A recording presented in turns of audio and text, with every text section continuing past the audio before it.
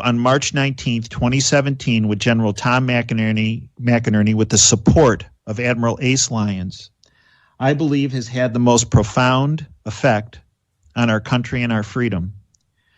On that day, about 15 minutes before Tom went on, with the support of Admiral Lyons, Tom texted me, said, Admiral Lyons and I have some very important information we need to get out immediately. It's of utmost importance. He told me what it was about, and we went with it live. And in that segment, General McInerney, Admiral Lyons brought forth information that President Obama, John Brennan, his director of the CIA, his director of national intelligence, James Clapper, with the support of Comey and Mueller, had developed and, if you will, taken a system that was initially used to monitor terrorists internationally to protect our country, a surveillance platform called the Hammer, that they had privatized it and take it for their own personal use and directed at American citizens, millions of American citizens, but in particular targeted their political opponents, such as Donald Trump and General Flynn. Why? To get information that they could use for control purposes. A highly illegal act. Violation of, well, at least the Fourth Amendment, but a criminal act. And General McInerney and Admiral Lyons came forward with that information. Immediately after that interview, we got a lot of blowback from deep state players. And in fact, still do to this day. But we stand behind that information. And the great investigative journalists Mary Fanning and Alan Jones were the ones who actually wrote the first written words about the Hammer about 2 weeks before we presented that information, confirmed through military intelligence contacts of Admiral Lyons and General McInerney. Yesterday, I received a call from General McInerney, who told me that he had some very important information as it relates to the election and some vote potential criminal acts that were occurring that needed to become public. General McInerney has enlisted a number of individuals and taken this to the highest levels of our government. And we started speaking about it on social media to break open the story, to expose it, because the key with this issue is exposing the criminal deep state operation of what they're trying to do potentially with this election and stealing votes, network the information to the Trump administration, which has been done because of the courage of General McInerney and many of the patriots with him. And it also comes down to you. The way we subvert what the deep state is trying to do with the election, to hand it to their puppet, Joe Biden, is for a huge voter turnout, for you and every person you know to go out and vote for Donald Trump and everybody on the right or the freedom side of the equation. I am honored to have back with me my friend, General Tom McInerney. For 35 years, he served as a pilot, commander, strategic planner in the United States Air Force. Tom retired from military service as Assistant Vice Chief of Staff of the Air Force and Director of the Defense Performance Review, reporting to the Secretary of Defense. General McInerney graduated from the great United States Military Academy and earned a master's degree in international relations from George Washington University. Tom also attended the Armed Forces Staff College and National War College. It's my honor to welcome back my very dear friend, General Tom McInerney. Tom, welcome back to Operation Freedom. Great to be back with you, Dave. Thanks for having me. Okay, Tom, tell us your history with the Hammer and where we are now, because it's of utmost importance for this election. Well, you mentioned what Ace Lyons had reported to me, and I went minutes before we went on to you on March 19th, 2017, about what the Obama administration was doing and how they were hacking civilian accounts in the U.S., which is against the law. Now, that appeared with Peter Strzok and Lisa Page and others on some of their text messages, because they were concerned that they were discovered what they were doing. Now, what we have that transpired, and I just found out yesterday, I was under the impression that the Hammer was still in the administration, but under mature leadership. However, the Hammer was taken by the Obama administration, Biden, Clapper, Brennan, Mueller, Comey, and moved out of the military. Now, I was asked today how they did that out of the CIA. And let's remember, this was a SIGINT, a signals intelligence group that was listening to U.S. citizens. That is against the U.S. law. The only people that can listen is the National Security Council, and they can't listen to U.S. citizens. Now, what has just transpired, and I found out yesterday, is they have converted the Hammer program with a application, like on your iPhone, your apps, called Scorecard. And that steals votes in the voting machines. We've all thought the voting machines were very secure, and we've heard President Obama saying nobody could get into them because they were broken down into the states.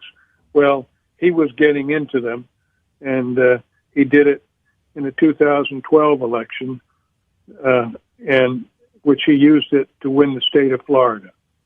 He keeps the vote percentage, the Democratic Party, about 3% ahead.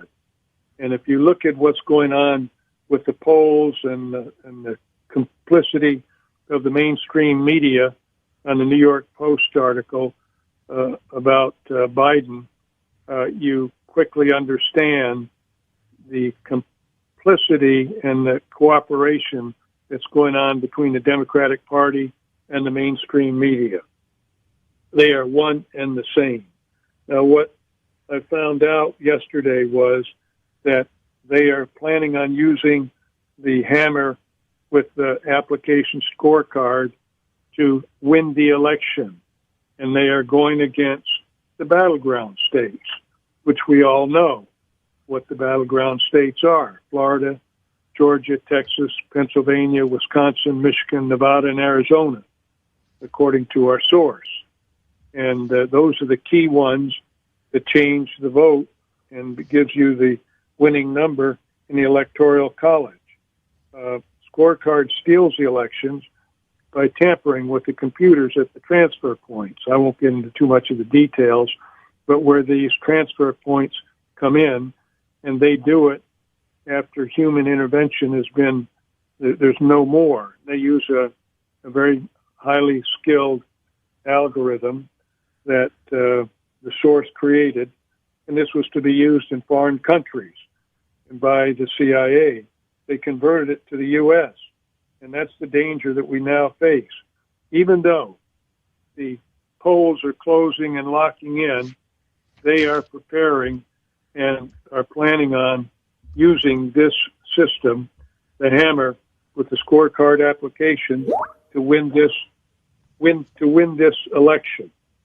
And I think, that we've all got to understand what Joseph Stalin said, that it's not who votes, it's who counts the votes that wins. And that's what we've gotten. Everybody is, and I certainly thought that these voting machines were immune and nobody could do this. But here, lo and behold, the Hammer system that the Democratic Party moved out of the CIA and now has ensconced in an area in Maryland. And they also have an alternate site because they tried to use it in the 2016 election, Dr. Dave, but somebody intervened and they didn't. And that's why Hillary and all of them were shocked, the media, that Trump won. How could that happen? And it was because they had put this system in and the system failed them due to fortuitous reasons. And that's why they have a backup now. So it's important, as you said, that every American get out and vote for Trump and vote straight red for the Republican Party, because this goes back, this is all connected to what happened with the Russian hoax, with the campaign tampering that they were doing. And with Russian, they conceived that idea. And we spent, 2.5 years, almost 3 years, $40 million with Mueller, who it turns out was all part of the scheme. He hasn't been brought to justice yet, but all his team on that. It was amazing that their iPhones, all their memories were all destroyed by accident. So the corruption that the Obama administration left still hasn't been brought by John Durham or Bill Barr, the Attorney General, and so it's extremely important that these facts be made to the American people. Now, what happens is, if they're successful and they do that, then they're going to take the weight of public opinion on 3 November, the night of it, or early in the morning of 4 November, and declare Biden the winner. And if President Trump then gets in and gets these facts, which he doesn't have yet, gets these facts, it's too late. Induced coma. Future of free and fair elections. When we talk about trust in our institutions, Donald Trump didn't erode trust in our institutions. That's not what happened here. Americans, if you look at the Google search trends, they are very, very aware of voting. And I don't want to say voter fraud. I want to be clear, voting irregularities. Yeah. Here's one thing. Anyone who tells you that Joe Biden has won, this is something that you need to understand. They are lazy. They are people, and we've talked about this before, like Young Turks, Huffington Post. These are people who cannot be bothered to do their due diligence and do some research, so they just go, oh, well, AP called it. Oh, well, Fox News called it. Oh, well, CNN called it, so good enough for me. What research do you see at HuffPo, at Slate, at Young Turks? What information do you see coming from them where they go, hold on a second, let's look to some third-party sources. Let's look at some of these allegations of voting irregularities. None at all. And the reason that they called, by the way, they called this election for Biden so early, the media, by the way, they want it to be a coronation, is for the same reason that Biden had to call a lid on his campaign at 9 in the morning. Because fatigue makes cowards of all men. And who do you think is more tired? One of them was golfing, President Trump, on Saturday. Yeah. The other was, I cannot substantiate it, in a medically induced coma, from what I understand. Not to name names. Not that I would say that. Yeah, there were many candidates on the ballot, right? There was at least 4 candidates. So you've confirmed one of the 4 was golfing. One of the other 3 was in a medically induced coma. Exactly. It's up to you to decide which one that was. Could be Jorgensen. Who knows? It wasn't Kanye. Or Kanye, yeah. Kanye was not. Yeah, who knows? Could have been JoJo. Could have been Howie. Yeah, But here's the thing, when some people are saying, oh, just give it up, call it, give up right now, concede. Listen, if Joe Biden wins this legitimately, and this has gone through the proper process and channels, I will refer to him as my president. I absolutely will. Yeah, absolutely. And you know what? For as much as we've talked, I really hope that he does make it through his first term. If he doesn't, that would be a very sad day for America. I'm being serious about this. Yeah. But people right now, because the media has said that Donald Trump has lost, that Joe Biden has won, and they cannot be bothered to do any research, which we are going to present to you. We'll have Rudy Giuliani on a little bit. I sat here, and I know I've spoken with some other conservatives behind the scenes. We're like, man, we got to be careful now because of reputation. If you go in on this and Donald Trump loses, you know what? No. First off, I decided that we had to come on and do this because A, it's true, and I have to be authentic to what I believe, and what I do believe is we don't know who has won at this point. And not only do I believe that, that's the fact. And I'm willing to go out on my shield. What is this? What would you have us do right now? The pinko commies have been steamrolling the streets. By the way, they've been burning down Biden rallies. Just so you know, what you want to just roll over and die? You want to roll over and die? Shall we roll over and die, Bob? Is that what you want? Well, that's not what I'm going to do. No, that's absolutely not what we're going to be doing. You know what? This is a good. People who say that, people right now who are like, oh, it's over. First off, again, they haven't done their research, and I think that you are going to feel a lot better. You're going to feel a lot better after having watched this broadcast. Yeah. Those are people who've never been in a fight. Yeah. You know what? Jorge Masvidal was here, and you know what he said? He said, my job is to keep fighting until the ref pulls me off. Yeah. That's our job here. And guess what? The ref is not the media. The media is the judges trying to say, 10-8 round, trying to influence decision. Ironically, here, the ref is the actual judges and the courts and the actual final count. My job is to keep going until the ref pulls me off. Thank you, Jorge Masvidal, for that quote. That is our job. If we don't keep going until the ref calls it, guess what? We haven't done our job. Yeah. And you know what? These people, they've never been in a fight. People are conceding this so early. Here's an example. When I was a white belt in jiu-jitsu, my dad will tell you this story. Huge, fat guy. Nice guy.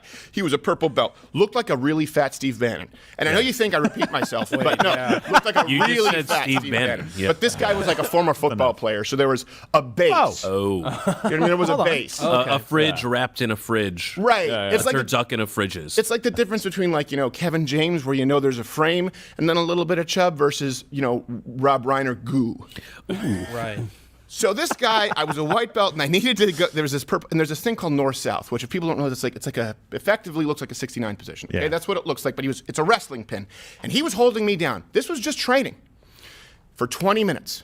For 20 minutes, and I've told the story kind of joking about how the fat was growing in my face, so I couldn't breathe, and I would put my elbows up to frame and go, blue, blue, blue, and I couldn't breathe. And my dad watched this for 20 minutes, and then at the end of 20 minutes, I scrambled out, got up, and I choked with everything I had because I didn't want to end up back. That was 20 minutes of getting the shit kicked out of me. You can tap, you can call it, but people who say that have never been in any kind of an actual altercation, confrontation in their life. That's not what we're going to do. Something else, too, when people talk about now they're already talking about rebuilding the Republican Party. Do we need to rebuild it in the post-age of Trumpism? No, listen, okay. Hold on a second. Whether we're talking about Trumpism versus traditional Republicans, that's not my job. My job is not to say what the Republican Party is. But I will tell you this, I do pick the party, however we vote going forward, that best represents me, and that's what I had to do with Donald Trump. Is he imperfect? Absolutely. Is Ted Cruz imperfect? Absolutely. Is Mitt Romney a douche? Yes. Confirmed. Yeah. But I do know going forward, regardless of where the Republican Party lines up exactly, my values preclude me from voting for the Democratic platform because they don't support life, liberty, pursuit of happiness. Namely life. Yeah. So that doesn't change. So let me give you a really quick kind of rundown as to why this is far from over. And I think we have the electoral map right here, which they have called quite a few of these states. And by the way, you can bring up CNN too on the lower third so people can see it. Okay. So right away they have Biden at 290, right? They've given Pennsylvania to Biden. Yeah. Okay, so let's pop that. And they've given Pennsylvania to Biden. Well, okay, we're going to go into detail with all these states.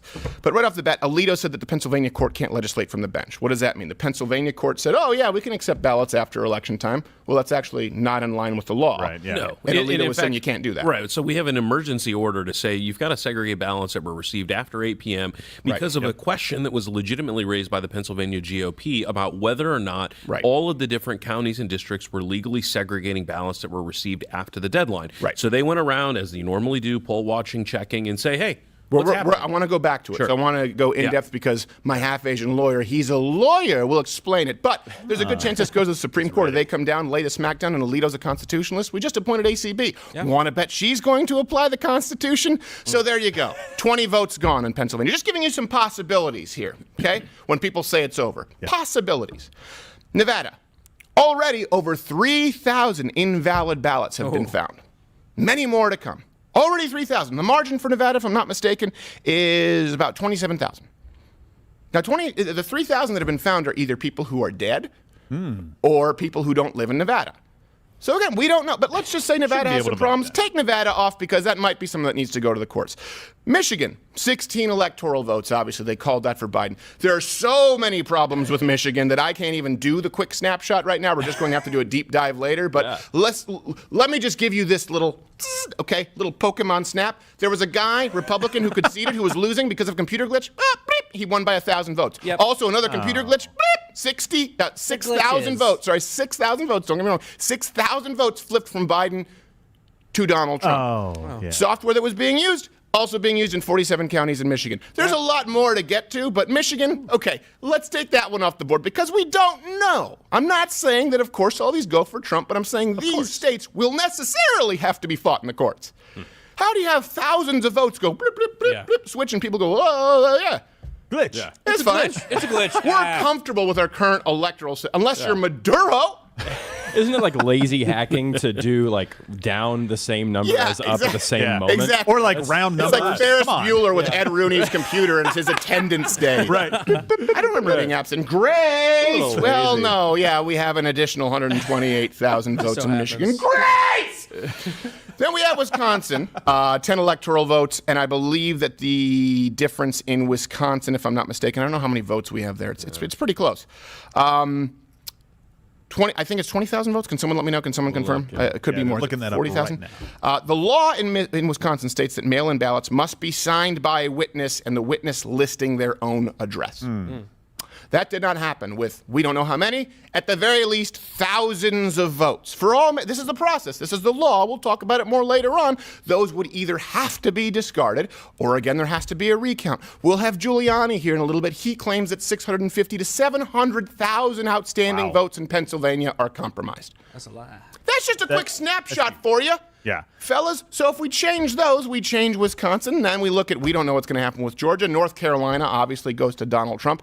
The point is, there is a lot here that has not been settled. Just because the media tells you that over 1,500 dead people did not vote in Michigan doesn't mean it's true when we're going to show you some fucking obituaries. Oh. Yep. It's hard to fake those. All of this and more on this show, just so you know. And this is insane. Think about this. Right. This is a comedy show. Dude, I didn't plan on taking this seriously. You see this half-eaten apple? I didn't plan my day effectively enough so that I could eat an apple. I'm doing it while on air with you. I'm not a broadcaster. And a correspondent for the Washington Post. Remember when there was that error, 128,000 in Michigan overnight, because they stopped 3 or counting 4 a.m. and they restarted counting? Right. So this was sent to a reporter at the Washington Post. This was before that we knew it was a typo, mind you. 128,000. Then they said, oh, it was a typo. We added a 0. Whoops. That's not a mundane detail, Michael. But look at this interaction. The person there, Philip Bump, says, well, yeah, it's a Biden county, so I don't see the issue. You don't see the issue with more votes for Biden than could be physically possible? Bro. This is to tell you there is no level of voter irregularities or voter fraud that are worth investigating to the mainstream media. I want to make sure, and let me know if I'm not explaining this properly. They said overnight, remember, we all were on there going, how did they get 128,000 votes all of a sudden for Biden in Michigan? At that point in time, we didn't know later on that it was a typo. Right. But at that point in time, people at Washington Post were saying, yeah, 128,000 votes for Biden. Yeah. Before knowing it was a typo, because it was so egregious, it would have blown this whole thing wide open, they still didn't think it was worthy of investigation. Right. Yeah. Not one vote for Trump in the lot. Guys, Not one vote for Trump in the lot. I just want to be clear here. No one else has this personal interaction that had taken place with senior correspondents at media. They were not going. In other words, in any other scenario, think about it. It could just be, you could pick it anywhere. Oh, Wisconsin, 128,000 votes. Or you could say, oh, wait, hold on a second. They outmatched their actual registered voters or legal age voters by 140%. Oh, we have nothing to see here. We're not going to look that into it. happened. Yeah. So they don't care. So don't expect the media to actually try and invest. They will just continually say, no proof of fraud. Well, hold on a second. We don't know about fraud, but absolutely verifiable to the tunes of many, many, many tens of thousands voting irregularities that at the very least need to be investigated. And I would say, opinion, hundreds of thousands, if not millions. I've got to say, though, in defense of the Washington Post, they did admit that they'd never heard of the phrase confirmation bias. So when they saw 128,000 votes come in, you can really only do something when you don't know what you don't know. And there, now that we've educated them about confirmation bias, they realize that 120,000 votes swing 100% in the same direction for one candidate in 30 seconds. Questionable? Well, no, not questionable at all to the Washington Post. Yeah. And we're gonna let's do that. Give your point, and then I want to go through it state by state. I was going to say that the media is basically just pivoting right now to Trump won't leave office fairly, right? They're not going to talk about the automatic recounts that are happening in several states right now where the vote is too close. Like, you have no idea. It could move more for Biden. It could move all the way over to Trump, right? They're not going to talk about the irregularities. They're not going to talk about the courts. They're just saying Donald Trump is looking like he's going to refuse to leave office, even though he has said once this process works out, it's been reported, once this process works out, if I have lost, I will graciously leave the White House. Right? That's what they were quoted basically as saying this is what he said. To be clear, again, while we're talking, I just mentioned these so you see how that map changes. There have already been requests for recounts, and they can obviously be filed as well as in Arizona and Pennsylvania. I think there's going to be a recount in Wisconsin. There have been lawsuits filed in Pennsylvania, Nevada, Georgia, and Michigan. And this is important, too. This is something that's interesting to me as it relates to Pennsylvania. We're going to have Giuliani on here to talk about this in a little bit. From this article from Time, Pennsylvania Attorney General Josh Shapiro, right, he said, there's been a lot of noise about litigation, but it has zero material impact on the electoral process. The count has continued, legal votes are being tallied, and soon the Commonwealth will respect the will of the people and certify a vote. Now let's compare that with what Pennsylvania Attorney General said right before the election. If all votes are added up in Pennsylvania, Trump is going to lose. That's why he's working overtime to subtract as many votes as possible. For the record, he's 0-6 against us in court. Now ignore the noise, vote. He said before the election, Trump is going to lose. Yeah. And then said, we've overruled him in court. Well, guess what? The Supreme Court said, no, hold on a second. Right. You can't just start finding ballots after the election. Yeah. Well, we think we can. You can go screw yourself. That's what can happen from the Supreme Court. Against your own laws. And keep in mind, That's too, from the Al decision. Gore was the projected winner for like 37 days. Yeah, exactly. In 2000. Right. And there was far less, pardon language, there was far less fuckery afoot. It was just That's too a better close to use. call. I like it.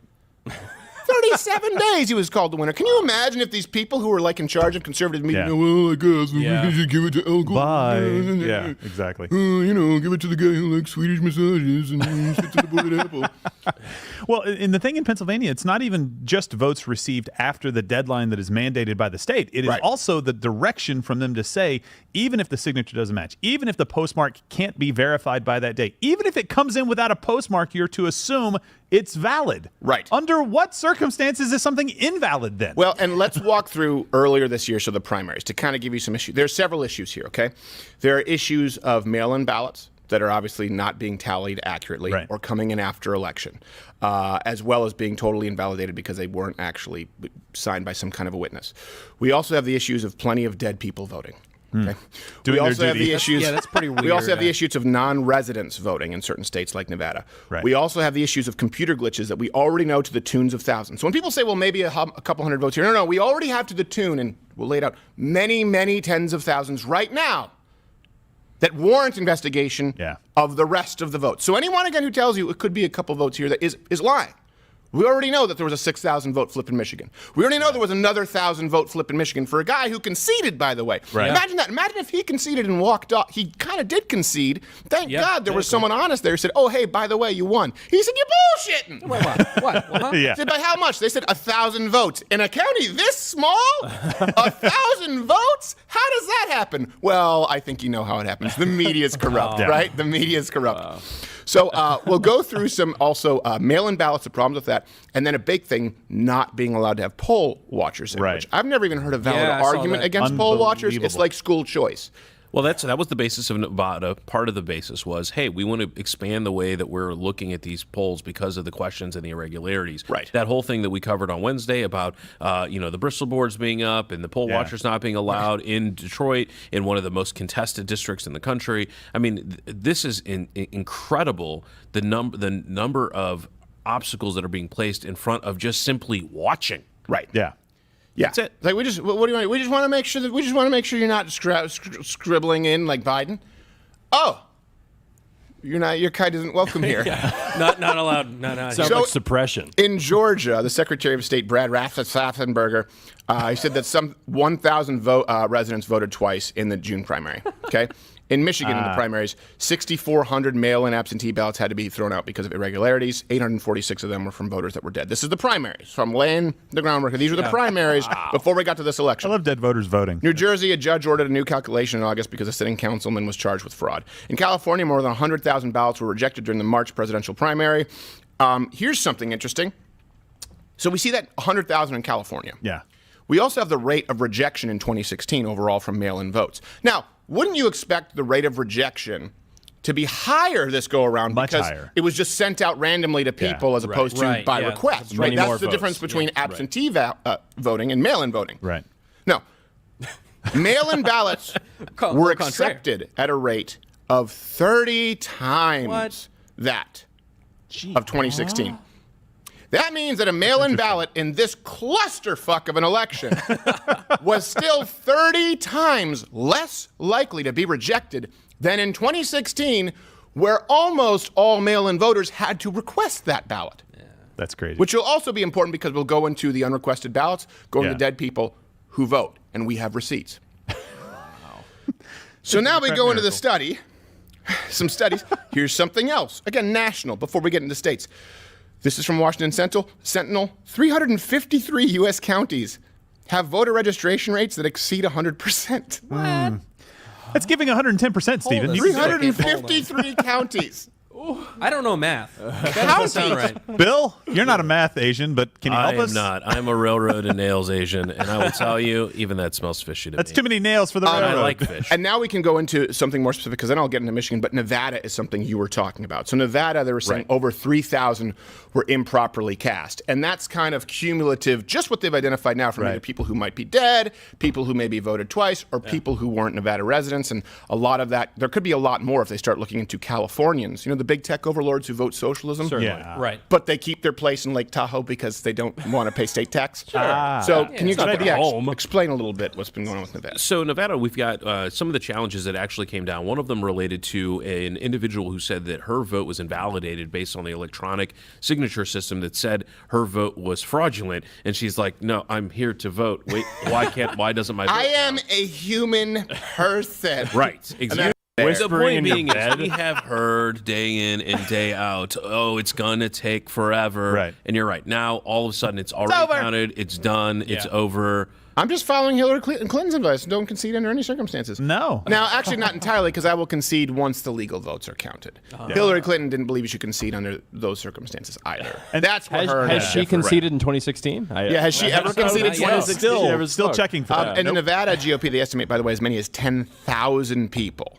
10,000 people may have voted who aren't Nevada residents. Wow. So let's go through a couple of specifics here. Then we'll get to some of the poll watching, which is obviously really concerning. In Michigan, that was the glitch in Antrim County. Flipped. 6,000 votes blue. So in other words, 6,000 votes that were supposed to go to Donald Trump went to Joe Biden. And then when they did a manual count, it said, oh, this is 6,000 votes. Whoopsie. Whoopsie. It's Dominion software was a software that was being used. And that's used in 47 counties in Michigan. An ominous name. And that's used in 30 states, I believe all of the swing states. Keep in mind, too, that if you look at Dominion, some of their ties with their software, they obviously are an organization that leans left. That doesn't mean that they don't have software that's accurate, but there have been expressed concerns long before this election about some of these forms of voting softwares potentially being compromised, as we've talked about here on this show. Now, they could say, well, that's just because this one broad didn't update it. Okay, 6,000 is still pretty significant to me for 47 counties. Here's something that you may not know. My grandfather-in-law, who was a bombardier in World War II and a professor at a university in Michigan, built 2 houses with his bare hands. Different generation. Think about that. I could build a house. He protest? I wouldn't go in it. Certainly not the second floor. It'd be like a nice ranch with just a couple twigs. It'd be more like a Swiss Family Robinson. He built 2 houses, bombardier, and he was city supervisor of where this happened, where it was found in Bloomfield Hills. He was city supervisor of Bloomfield Township. Why city supervisor? If I'm not mistaken, it had actually been downgraded. They didn't. I think they may have had a mayor at one point. Maybe they didn't. But I know they said this county is so small, it doesn't warrant a mayor. It's a city supervisor, which acts as a mayor. I believe it's about 46,000. So keep in mind, this county that we're talking about here, I have a lot of experience with this county. I've spent a lot of time there, including attending a funeral for this grandfather-in-law of mine who was a World War II vet and a national hero. And I don't mean a nurse on TikTok. I mean a man who dropped bombs on Germans, came back, built 2 houses, became a professor, and a city supervisor of a county. I was there for his funeral in this county. I'm very familiar with it. The chances of 47 counties, of those 47 counties using this software being smaller than Bloomfield are very, very slim. Most of them are significantly larger because most counties have mayors. So in other words, if you take 6,000, if you multiply that by 47, well, now you're at the vote differential. Not saying that's exactly what will happen, but going through the exact same thing. Yeah. We're just not too big of a pussy to tell you that because we're afraid of our reputations long term. Where people want to go, oh, let's just concede it because let's start playing nice with Biden, and they may have illegally altered thousands of ballots. And the reason for this, let me bring this up here from a local news, Wisconsin clerk who said that in Wisconsin, the law states that there has to be a witness to sign the ballot. Yeah. And the witness actually needs to sign it with their address. Okay. Not only did that not happen, but it may have just been the poll volunteer. Go, let me sign that. Yeah. And pop it right in. So again, we don't know. The issue that we're running into here is there have been so many flagrant disregarding of norms and expectations, state law, and even state or sometimes federal laws as it relates to elections, that we couldn't possibly know the actual results in places where margins are razor thin. Yeah. What were you about to say? So in Wisconsin, they have known about this for a very, very long time. In September, AP was reporting about how in the prior Wisconsin elections, they had a number of folks who had to have thousands, tens of thousands of votes that had been thrown out for irregularities regarding the absentee, missing the address of the witness or not getting it in on time or having, a variety of different issues. They have known in that state that it has always been a problem. To simply point those out and enforce the rules as they exist is not a foreign to any state, much less Wisconsin and these particular irregularities that are being pointed out. Here's the other thing. For folks who are going, well, it's so complicated, we should just let the vote count anyways. Wisconsin has literally been in the news ever. The Milwaukee Sentinel Journal, the Forbes, AP, every article and every journal and every newspaper in Wisconsin has said, hey, FYI, this is how you do it. Go find anyone on the street and have them come and sign. And, put your address. Get it in by the state. So they have known for months and months and months that this is the system. And then instead, Jill Biden came in and said, this is how I do it. You got to look at CNN. Look at what they're saying. Yeah, look at what they're saying. Look at what they're saying. Okay, what are they saying? Look at they said 24 hours later, Donald Trump still has not conceded the election. 24 hours after we said that he should. No, that's what I'm saying. They are pushing that right now. They Donald want Trump you won't to be leave. demoralized. Yeah, they want you to be demoralized. And you know what? I hope that Donald Trump says, I'm not leaving. I'm not fucking leaving. The show goes on. That's what I'm hoping we see at this point until everything is counted. And when it's counted, and we know for sure. Listen, you know what? No champion wants a split decision win. No. Something else that, as we get to the poll watchers, this is important for people to note. A lot of people don't know this. Do you know that in boxing and in mixed martial arts, do you know they tape your hands before a fight? Yeah. Do you know what the process is there? There's and there have been fights. Right? There have been yes.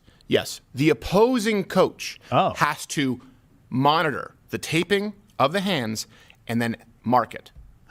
And the reason for that is because back in the day, prize fighting, sometimes you sprinkle a little broken glass in there. Sometimes you add a little bit of plaster. So in order to make sure that there is no foul play, that is a part of the process. You cannot tape the fighter's hands until the opponent's coach is there monitoring and gives you the okay and marks it themselves. That is why we are supposed to have poll watchers.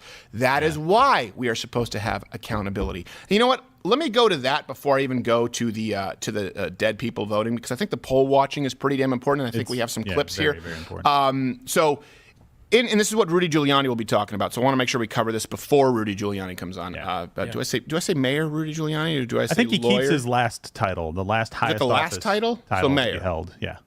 Okay. Mr. Mayor Giuliani. Mr. Mayor. In Philadelphia, they were ordered to stand 20 feet away in Philadelphia until they got a court order. And they still weren't allowed to stand closer than 20 feet. Just so you know, by the way, I am less than 20 feet from you, and I cannot see anything that you're doing. Yeah, you know what? Let's someone here. You know what? Someone bring in a piece of paper here and a marker. You know what? Let's even if we have a Sharpie.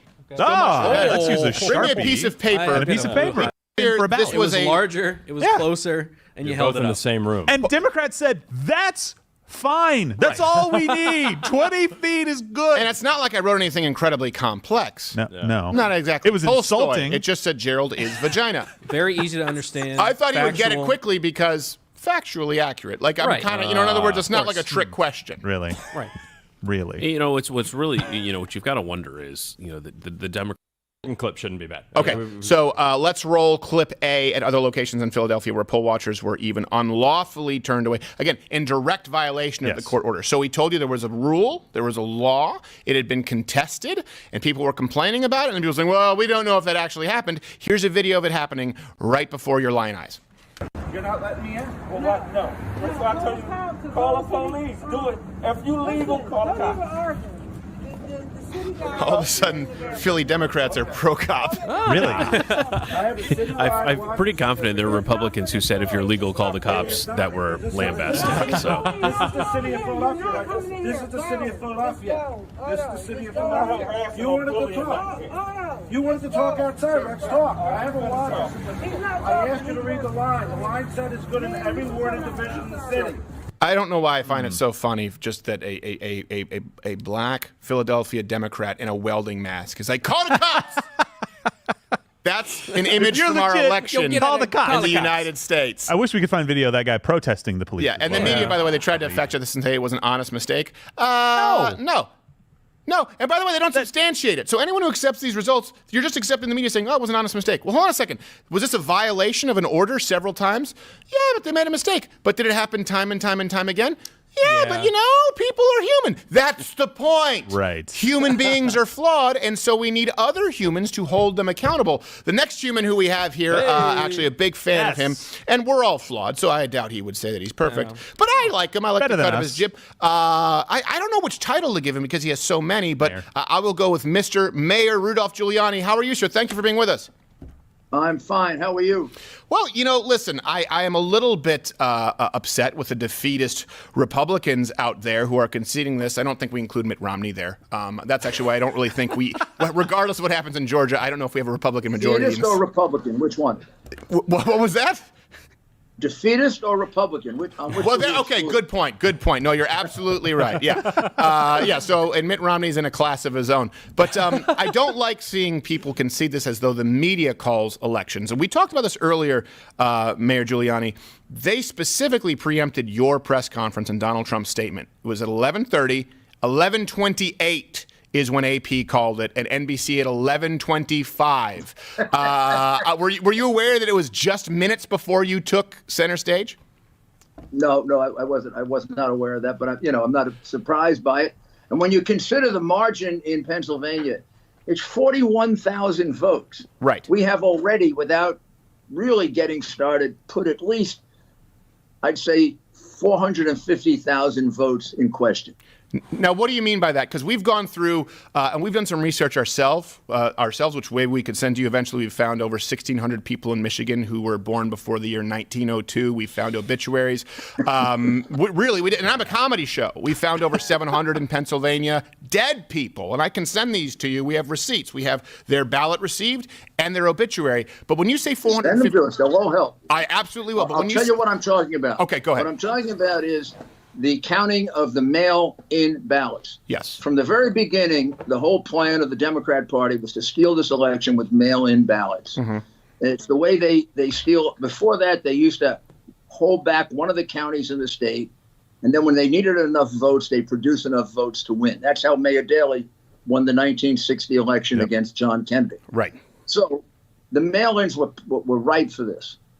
We had no observer, not a single observer, for over 350,000 mail-in votes that were counted.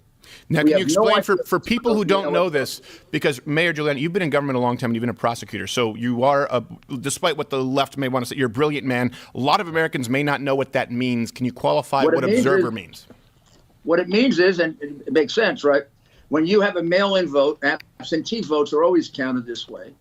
In order to verify the vote, there's a Republican on one side, a Democrat on the other side, an election official on the other. He takes out the envelope. Everybody gets the chance to look at it. They make sure it's a real envelope. They open that up. They put it aside. Then there's an inner envelope. They make sure that that is properly processed to a specific election district. They look inside. They see a ballot. They don't look at who he votes for. And then they both approve it, and they put it in the voting pot. Either side can make an objection.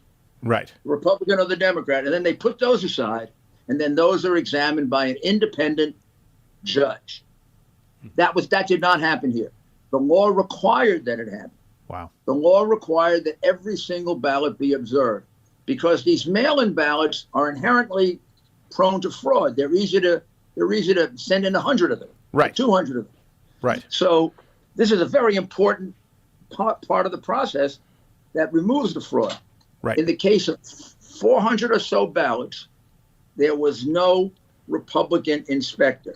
We have 50 different witnesses to establish that and videotape. Right. Yeah, and we just ran some of that videotape. And we went to court, and the court required that we be allowed 6 feet closer so we could see the ballots. Mm-hmm. When Corey Lewandowski and his colleagues went back with the court order, that we were put 6 feet closer, but the people counting the ballots were moved 10 feet further away. Oh, and he was threatened with arrest by the sheriff if he insisted on anything else. Well, you should have just used reverse psychology and said, move them 10 feet away. Like, no, we're going to move them closer. That's probably what we're taking. Quarterback Garrett, we don't need to lower it when Julia, Mayor, and I are speaking. You have me in the bottom corner right now. Go ahead. The lawsuit we file tomorrow will allege what I just told you, and we will have a hearing and we will prove it. But by the time we're finished, that number is going to go way up because we just started in Pittsburgh and we're up to 300. Right. We haven't looked at Lackawanna County where we believe there are another couple of thousand. And we think the Philadelphia number is far in excess of 135. Right, I can imagine. So those ballots, as Ken Starr said just a few minutes ago on television, there's no choice with regard to those ballots that were unlawfully counted. Right. There's no way they have to be thrown out. Now, does this almost like a dead person voting? Right. Yeah. We don't know if it's a valid ballot or not. And I'm quite sure there are a few of those in there as well. So I heard you mention yesterday at your press conference 650,000. I'm assuming that potentially compromised votes. And by the way, Mayor Giuliani has been very measured in this, where he said when they refuse to allow accountability, it gives the appearance of fraud. But we're not saying voter fraud. We're saying irregularities. It could be fraud. It could be incompetence. It could be system error. I want to be clear about that. People who care about free and fair elections should want every legal vote to be counted. And like I said, a champion fighter, they're never happy with a split decision win if it's in question. There's usually some kind of a rematch. So when you say 650,000, is that when estimating the total when you count from these other counties? Yeah, that would be counting all of the other counties and all of the other methods of fraud that were involved. If we talk just about unobserved mail-in votes, it's probably going to reach about 500, 600,000. Right. Wow. Now we're at 350,000 exact, where there's a witness you can tie to an affidavit. That witness is ready to go to court and swear under oath in front of a judge. Right. So we make our record. That's what you would call it legally. Make our record. Yeah. Because it's going to go to the Supreme Court for sure. And that total number that you're using, does that also include, in other words, would people add on top of that the ballots that came in after 8 p.m. or would you be including that in that total number because those again are ones that just simply couldn't be verified? At this point, we don't have a total on that, but that will be included in the lawsuit because Justice Alito specifically ruled that those ballots should be put aside, and many of them were not put aside. Many of them were included in the actual vote total. But how do you fix that then? How do you fix that? That's my question. That's where Americans feel hopeless if they were just funneled in there. Is there any way of knowing? We have a record in which I think we can recreate most of those. Good. Okay. A record was kept of those, so we can recreate most of those.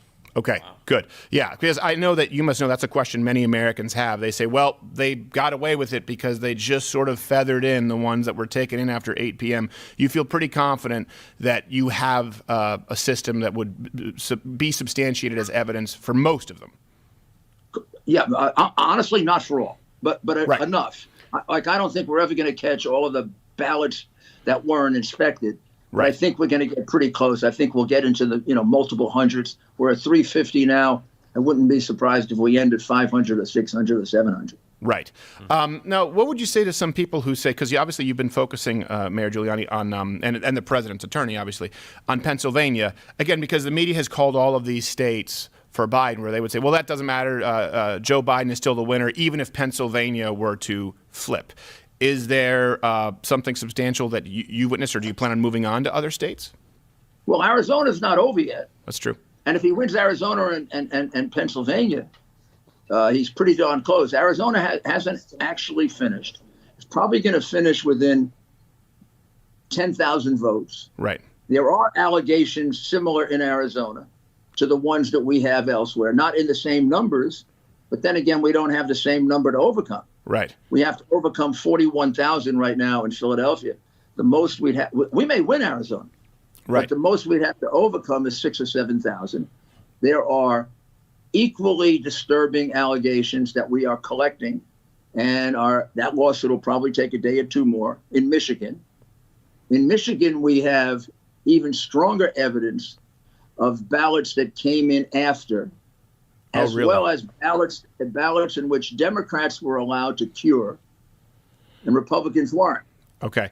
Because that's separate. What we've talked about primarily in Michigan is, the Dominion software, which flipped 6,000 votes for, Trump to Biden and back. You're talking about, again, the same situation in Michigan as Pennsylvania, meaning ballots coming in after, cured ballots. How much of a concern is it as well? And changed ballots. Ballots that actually, Democrats were given an opportunity to change, Republicans weren't. And the Dominion issue has not been fully investigated yet. Right. But that's a very, very live issue in Michigan. Right. So, but my point is, even just completely disregarding that, which led to the error of thousands of votes, there's still a lot of other irregularities in Michigan comparable to Pennsylvania, which isn't really so much the focal point of the Dominion software. You're saying all of the above have been happening in Michigan. Wow. Yeah. Correct. I will say this is speculate. Go ahead. The states in which there was the states in which there is evidence that they interfered in the count and didn't allow Republicans to participate are Arizona, Michigan, Pennsylvania, obviously. Yeah. Also Georgia. Yeah. Without any question. Those are all states that we now have affidavits from people saying that there was interference. And in Nevada. Right. Well, of course. But, Nevada, I don't think that really, that goes without saying. Nevada has every issue, by the way. Yeah, I was going to say, Nevada has every issue. We went through some issues. Put down every issue. Right, put down. I mean, does it surprise anybody where legalized gambling? Actually, real dead people coming in and voting. Right, yes, exactly. I said Howard Hughes voted in Nevada, but it was just soaked DNA. Zombie voting. Yes. I have a question actually here from one of my colleagues, Gerald. Gerald, you have Mayor Giuliani. Keep it very short. Keep it respectful because this is a respectful program, and he's America's mayor. Yeah. Mayor Giuliani, so a question that I had was about the signatures and also verifying the postmarks. I know we haven't really touched on that a whole lot, but states giving guidance that said, hey, even if signatures don't match, even if you can't verify the postmark, even if it comes in without a postmark, are you guys looking at that? I think Pennsylvania is something to deal with that. I think Michigan as well.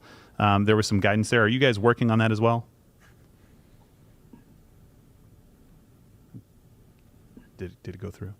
Were you able to hear Gerald at all there, Mayor Giuliani? I'm sorry, I wasn't. No. You weren't? Can you hear him now? Hold on, Gerald, say test. Can you hear me now? Can you hear him now?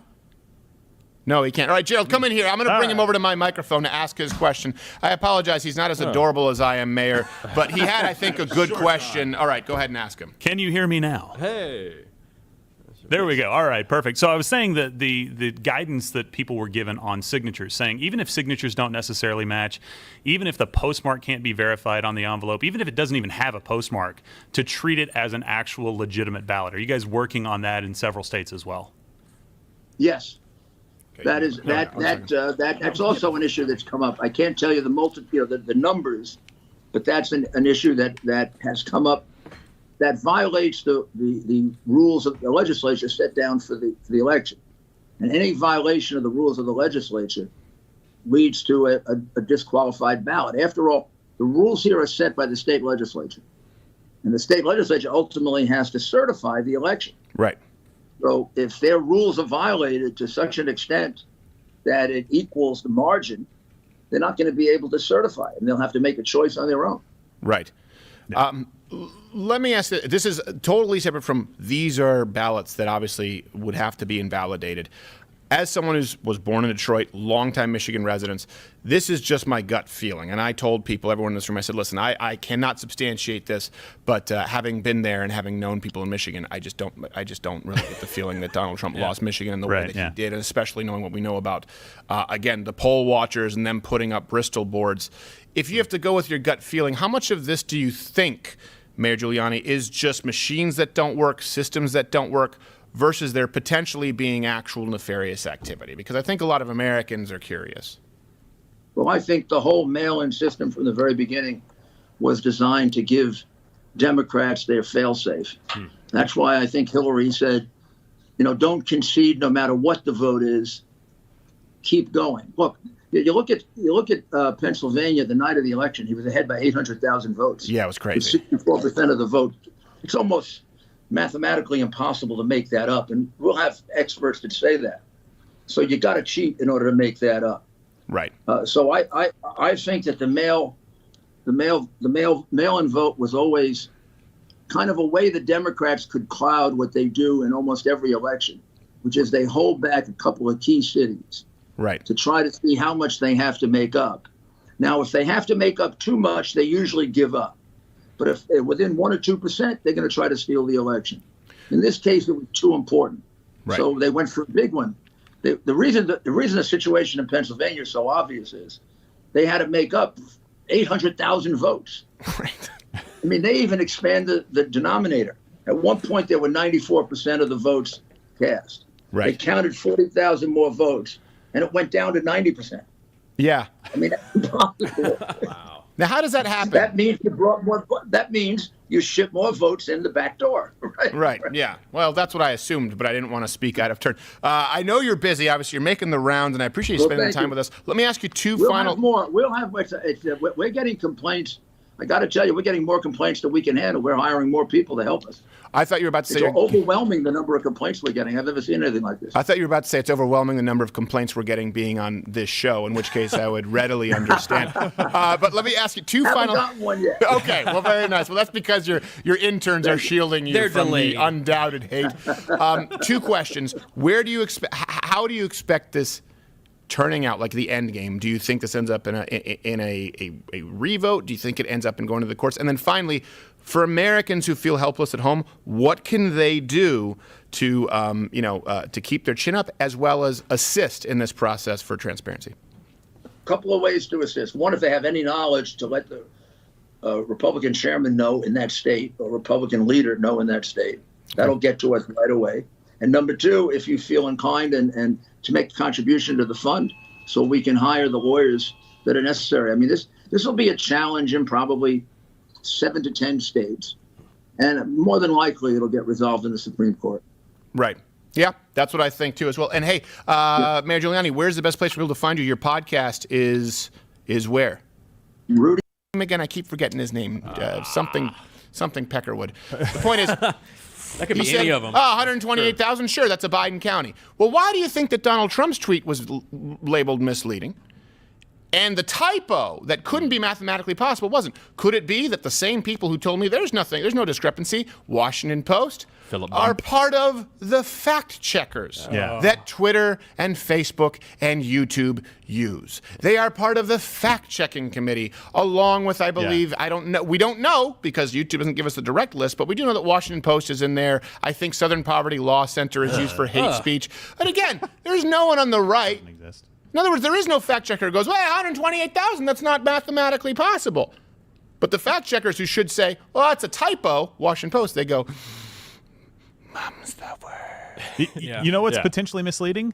President-elect Joe Biden. That is potentially misleading information everywhere. Potentially because of all the recounts that are going to go on and because of the lawsuits potentially on top of that. Well, here's the other problem, right? And why we have to focus still, and every American, regardless of whether you support Biden or Trump, you have to focus on the legitimacy of counting every illegal vote and not counting the illegal votes, is when you get to a month from now. Let's say one of the last states in these battleground decisions is December 1st for Wisconsin and I believe Nevada for their certification.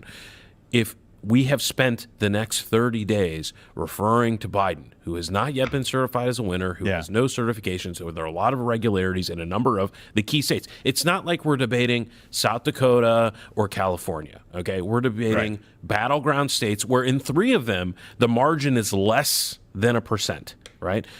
So we want to know what the answers are. But after 30 days of entrenched victories, if you think the celebrations, apparently COVID gone, in the streets were bad, wait till you see when the other side comes out. And it's a lot of things that people are wondering about is, okay, what happens in 30 days if the results go the opposite way? Pandemonium. It'll make the summer look like a cakewalk. It'll make it look like the summer of love that the Portland mayor claimed it was while people were getting raped. Right. And they love it there. It was the summer of forced love. It was the summer of you're going to get love whether you like it or not.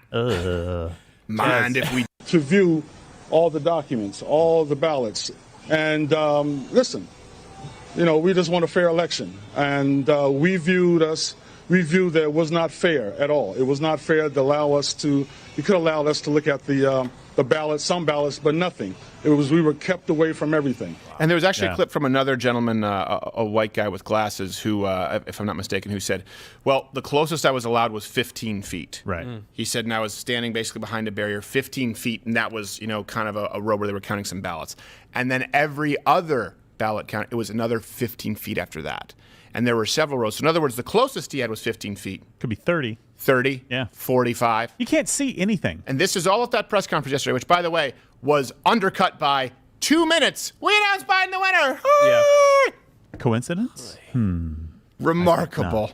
By the way, there was another case, and I'll have to find out where this was, but there's video evidence of a guy saying, hey, you've got 16 Democrat poll watchers in there right now, and you're saying because of COVID that we can't have any more come in. He goes, how about you just let 8 of those come out and 8 of us go in so it's equal? Or how about they go in a shift, we go in a shift? And they're like, nope, can't go in. He's like, anybody here have COVID? No. Anybody here have cough symptoms? No. All on video saying, hey, can we just at least make it even? And they're like, no, sorry, COVID. Right. COVID has come back in the election. What about to say there? I was just going to say, Gerald, it was a great point. I was looking at the flag the whole time you were saying Yeah, that. it's It looks disgusting. really bad. It does Man, really- is it still wrinkled? Let's have someone come in and steam Somebody needs to So we see. it. steam Let's it? steam the flag. We need a that's a good steamer. idea. We can do that. That's allowed, right? You can't let the flag touch the ground, but you can steam it. Yeah. You can make the flag as pretty and as dignified as it Yeah, deserves let's to give be. it a Well, let's respect. absolutely do I that. won't sit in front of it unless it is steamed. Yeah, Caveat that's a on. good point. Yeah. That's a good point. Yeah. Where's our steamer? I'm going to leave Steamer. unless this is steamed. Lady steamer. There we go. Lady string for like Our 12 lady hours of it. steamer. Can I just tell you though that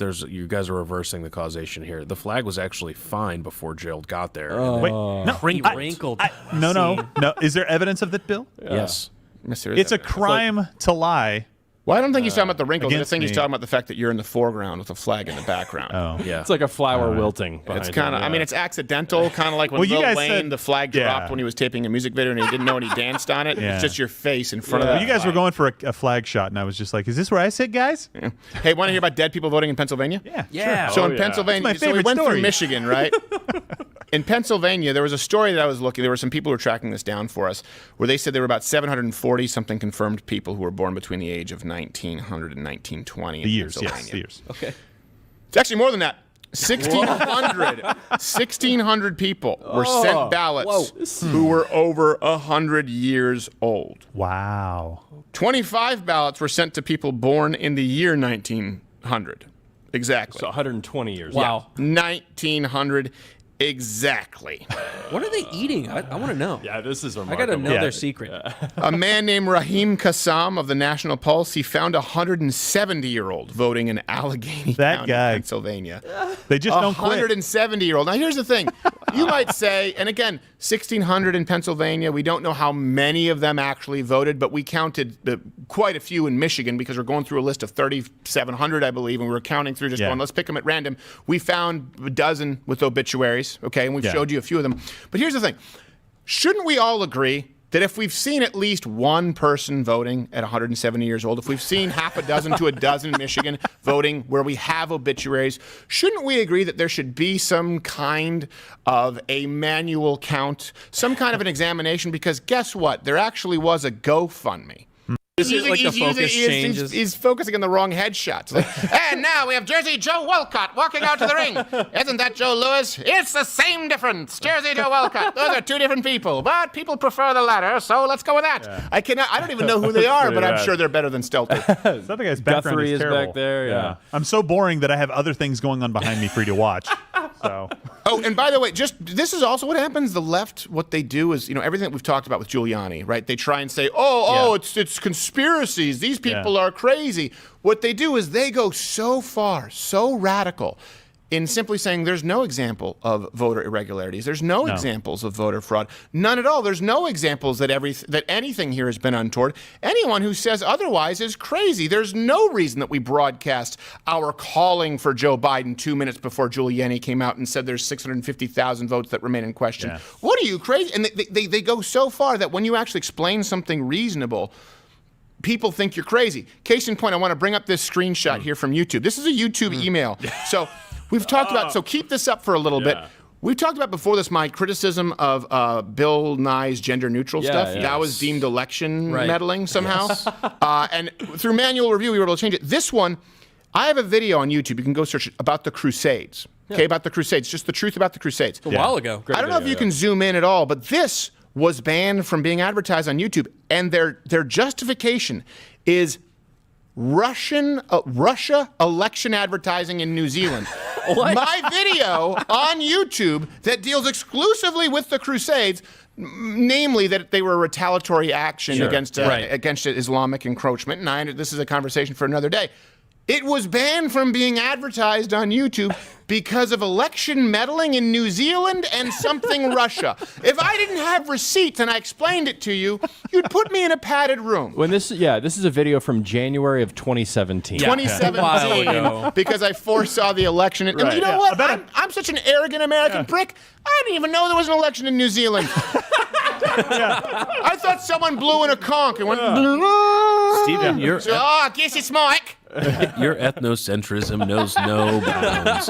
I will have to say, though, I mean, the rules are now that if you are reciting any type of factual or historical data, you're meddling with an election. So I think technically you did violate that policy against facts. It's a video about a time before Russia existed. How can they be tied to this? I don't understand. I don't understand. We don't have No. But here's the thing. You know, it's Trump he's the one who's following Putin, right? It's not Google out there enforcing Russian election laws. Were they enforcing a Russian election law, or were they trying to say that Russia meddled? Again, it's tough. It was Russia and comma. And you know what? You never get that back. No, for sure, yeah. Let's be clear about this too. A lot of the videos that, and these aren't videos that are banned from YouTube, but again, we try to we don't have the tens of millions of dollars from Qatar like Young Turks or Al Jazeera, but we do run some ads on videos every now and then to see how they perform and see if people want to click on them. It's not that political ads are banned on YouTube. For example, when you do a video, hey, here are the 15 myths people believe about AR-15s. That's bad. Yeah, that's good. I think it's steamed enough. I appreciate it. Yeah, it does look great. It looks fantastic. It looks so much better. Is that a poncho or is that what's a pashmina? I don't know. But that's Angela. I thought you were going to steam Gerald. Oh, can we do that? I want his face to look like Darkman. No. Like Ryan Reynolds and Deadpool? Yeah, thanks a lot. I appreciate it. No, Darkman. I want Sam Raimi and Liam Neeson. Yeah. Different movie. I know.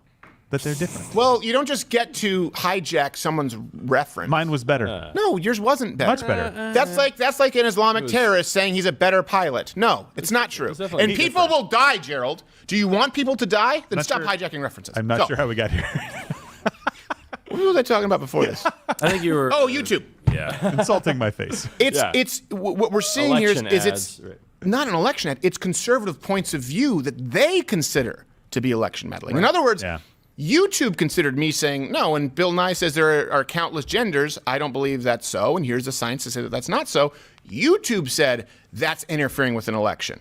When we say, well, hold on a second, I don't believe that you should be able to transition children or whatever, YouTube says that's interfering with an election. Yeah. What they are saying is any conservative point of view expressed is interfering with an election. As to why our stream got removed on Facebook the night of the election, we still have no idea.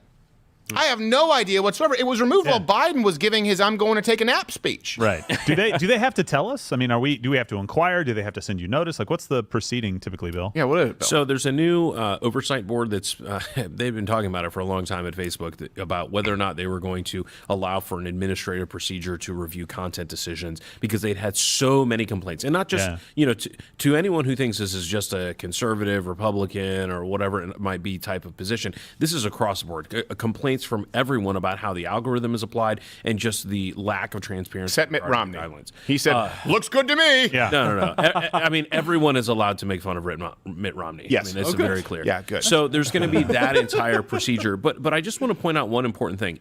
Even Slate, okay, which we now know, has just swung far left on all of its coverage. Yeah. They went out there and said, okay, great. Facebook and Twitter went out and shut down a bunch of accounts right after the election for peddling fake news.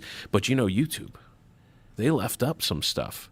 They're the enemy. They have now lambasting Did they mention us? YouTube. No, they don't like to mention you. They don't have to say your name. That's what's so funny, is they never do. The Young Turks didn't mention my name despite us calling them out for debate for years until they now know that we're immediately going to surpass them. And that's now toasty. all they want to do is anyone who's not with them is a political enemy. I mean, now look, we're not on the side of YouTube. YouTube has done a lot of things that we don't like. They continue to do things we don't like. Right. But unless you're marching in line like Facebook and Twitter are doing, out there instantly banning content, pulling another New York Post type situation with the Hunter Biden stuff, if you're a YouTube or any other platform, again, we have said, if you don't stand up and say something about what big tech is doing and how the left is pushing this big tech to use their power to silence voices, they will eventually come for you. Yeah. And YouTube is finding that out. They had sided for a long time with saying, hey, we are going to step in and start doing things. And well, you know what I think is important with YouTube is, first off, Facebook it's all a house of cards because no one actually really watches video on Facebook. So sometimes you'll get conservatives like, this video got 80 million plays. I'm like, 99% of those are 2-second views from ladies named autoplay. You think that you have spunk. YouTube makes money off of it. And so the night of this election, right, YouTube, despite the algorithms that change, I don't know why I'm suggested Seth Meyers. Do you realize I was watching Anthony Cumia? I watched in order Tim Pool, Ben Shapiro, Artie Lang, Anthony Cumia, Nick DiPaolo. Yeah. I selected those. Do you know what was auto-played after that? I swear to you this morning, and we can bring this up on next Good Morning Mug Club so you can see the sequence. Oh, it was the 2-year-old interview with Stormy Daniels and Jimmy Kimmel. What? And I've only ever thumbs down to Jimmy Kimmel, and I don't know why. Whenever I'm in the shower, I have a little speaker. It's one of life's simple pleasures, a $15 speaker that I could have gotten from, I think, Hummock or Schlemmer. I don't know if it's that or Brookstone. One or the other. I'm not thrilled that either of these are gone. I don't know where I'm going to get my infrared foot massager. The point remains, I have a speaker in the shower, so I try and listen to some podcasts, listen to some news. If I one more time, have to hear it switch from this show or have to hear it switch from Mark Levin to Seth Meyers on autoplay, someone's going to die. Oh, no. Not from you, but somebody's bound to die. I'm going to find it. I'm going to find a drifter. Drifter. My point is, he's the president always Seth Meyers autoplay on YouTube. But this night, so despite all these algorithmic sort of plays going on, despite the fact that, of course, they lean left, despite all the tomfoolery that's happened, it was so undeniable financially when people said, Fox News, CNN, NBC, you guys tuned in a lot with Crowder. The big boys can't force their way in when there isn't quality content. Not only did we cover the election better, Fox News called it. The margin was 220 to 225,000 votes.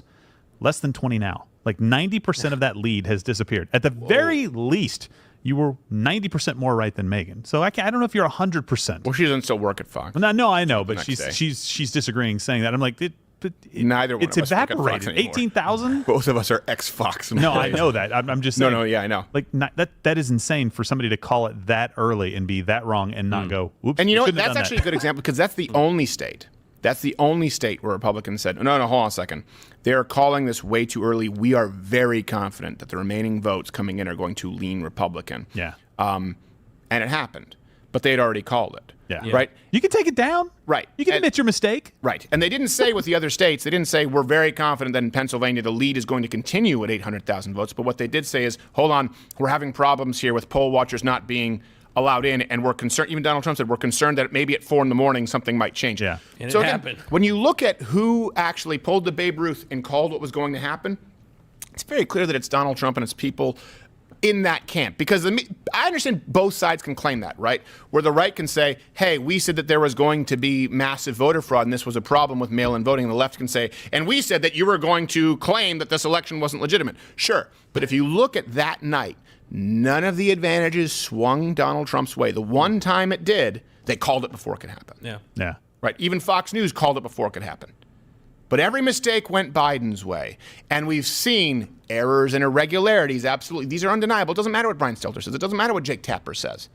And what do? See, we told you. He was going to claim a rigged election. Stephen Colbert was crying. Yeah, crying. Right. Yeah, I knew he would do this, but I didn't know it would hurt this much. Would it hurt this? What does it mean? What hurts? What hurts? And think about the incredible switch, right? I mean, weren't we hearing about a blue wave, a referendum, yeah, a repudiation of everything that is Trump, like historical black universities receiving record funding, criminal justice reform, peace in the Middle East, no new wars. I mean, we definitely don't like any of those things. No, and the voters will let us know. And then when it didn't quite go that way, and again, oh, it's going to be months before we know. I mean, Nancy might have to step in and handle things for a little while, take the reins in January. Right. And then all of a sudden, 72 hours in, it's like, oh, yeah, it's over. Right. Yeah. No, it's done. Well, and now, like I said, it's pivoted to, and Trump won't accept the results within They're less doing than it right 24 now on CNN. hours. Sore loser. They did less this whole than 24 hours, and none of the recounts have happened. None of the lawsuits have been filed. Some of these states haven't even been called yet. Well, some of them have been filed, but they haven't all been through the courts. Gone through, been adjudicated through the courts. It's like, well, what do you want him to do? Say, oh, I guess so. Right? Yeah. You're so hell-bent on Joe Biden being president that you don't care if the election and that's, I think, my biggest problem is that the media and people on the left, I don't think this is most Democrats, but I do think this is the people that are on the far left and the media that are pushing this. Yeah. They don't care. The ends justify the means for them. It's okay if we destroy the election process as long as Trump is not president. That's okay. And if again, like we've talked about this with Donald Trump, I don't begrudge the people who voted for Joe Biden. Listen, I kind of feel bad because people always said this about Trump voters, right? They go, oh, the middle class voter who thinks that Trump is for them, a guy who's lived on Park Avenue his whole life. Well, hold on a second. I understand why you guys say that because he's rich and I should hate rich people. But let's actually look at what he did. People who voted for Biden, did they forget that before Donald Trump, their wages didn't go up in 8 years and gas was at $3 to $5 a gallon? Do you guys remember that? Yeah. We were still in foreign wars. I feel bad for the people who voted for I would say Obama light, but that would be a gross disservice to. It's like what was it like in the movie Multiplicity? Everyone seen the movie Multiplicity? It's been a while. With Michael Keaton, where he clones himself. They just get worse and worse. There's a clone of the clone. Yeah. Can't do that. He can't drink properly or slaps retarded. Spoilers. The point is it's retarded Obama presidency. If Joe Biden actually were to win and it goes through the courts, take a picture of the gas prices.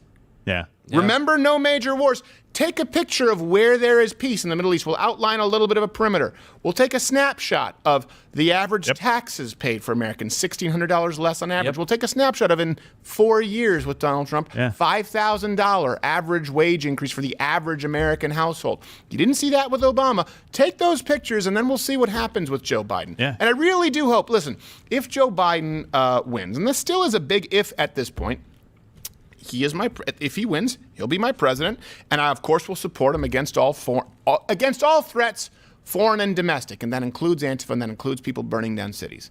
And if there ever comes a day where, if you look at the actuary tables and he's 77, he doesn't seem to be doing well, and he has to pass that baton, I will be sad. I will be sad because it still is my country, and I do want to believe that there is some kind of integrity in the institutions. But there is no integrity right now as it stands in this election if we allow it to stand as is. It can't be accepted.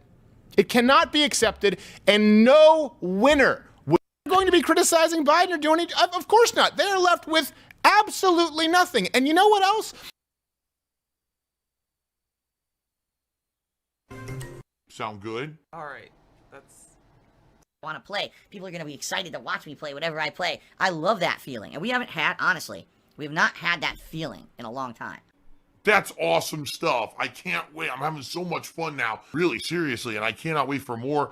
This is cool because I'm getting that positive vibe that I had for most of 2017. I'm getting it back now. But now I'm getting that groove back, getting that vibe back. I'm ready for fun stuff. I hope you guys are ready too.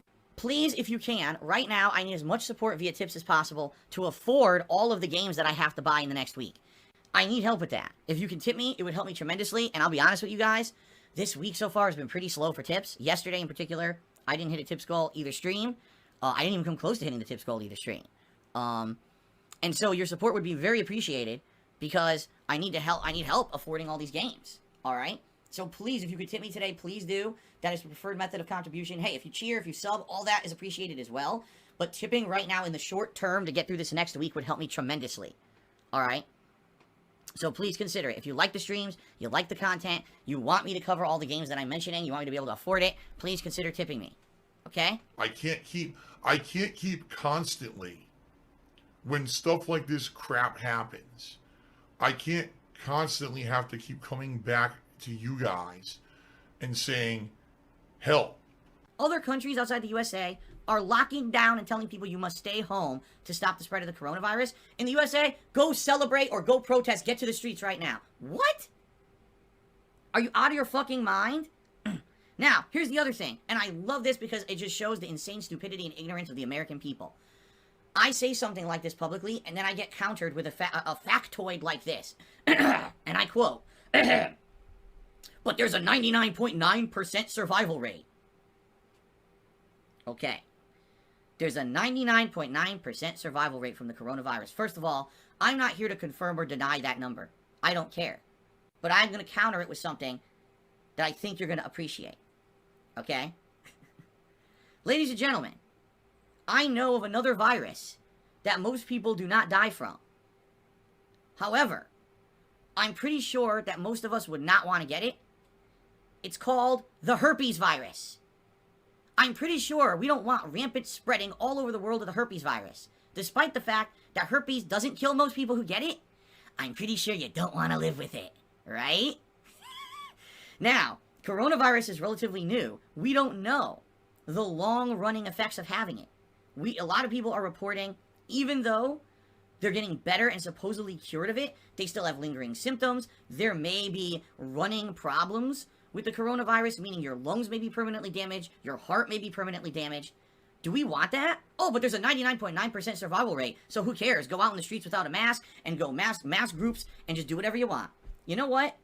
If that's actually what you believe, then you probably don't care about anything. You don't care about getting herpes. You don't care about anything. You know, how do you not care about your fellow man? Even if you don't care about yourself, you're that dumb. You don't care about yourself. You do realize there's elderly people, right? You do realize that there's people who have underlying pre-existing conditions that make them susceptible to things like this. If you don't care about yourself, fine. Go do your fucking destructive behaviors that only affect yourself. When you go out without a mask and you go out and gather in groups, as people are doing right now, you are saying, I don't care about anyone else. I don't give a fuck about anyone. I'm a completely selfish douchebag piece of garbage. And all I care about is having fun and being my American way, bro. Go out and do whatever I need to do because it's the American way to be land of the free and home of the fucking stupid. So let's go be fucking stupid, right?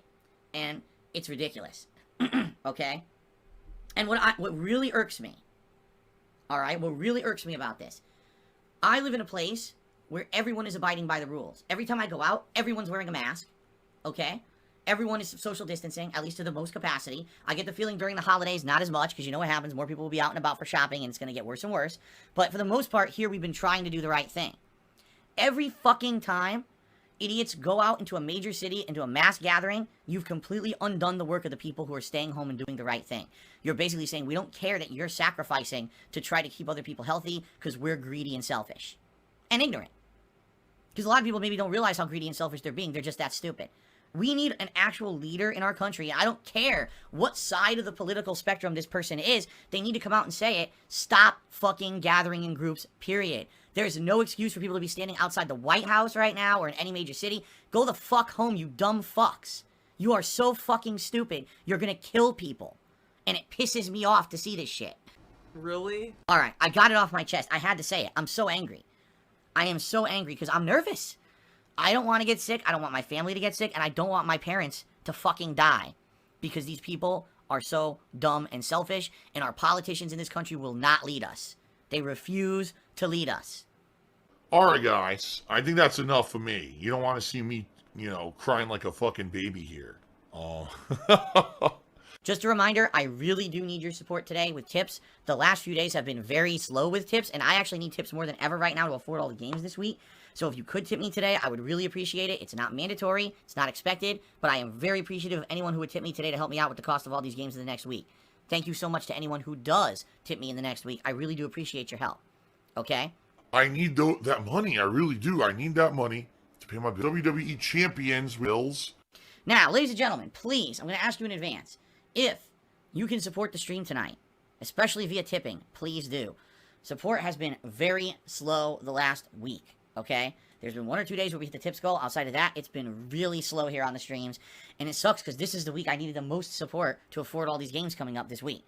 So if you can support the stream, especially via tipping tonight, please, by all means, do. I really need the help right now. I hope that we will get some support on the stream. Last night's Pokemon stream, holy shit, was super duper slow until the very end.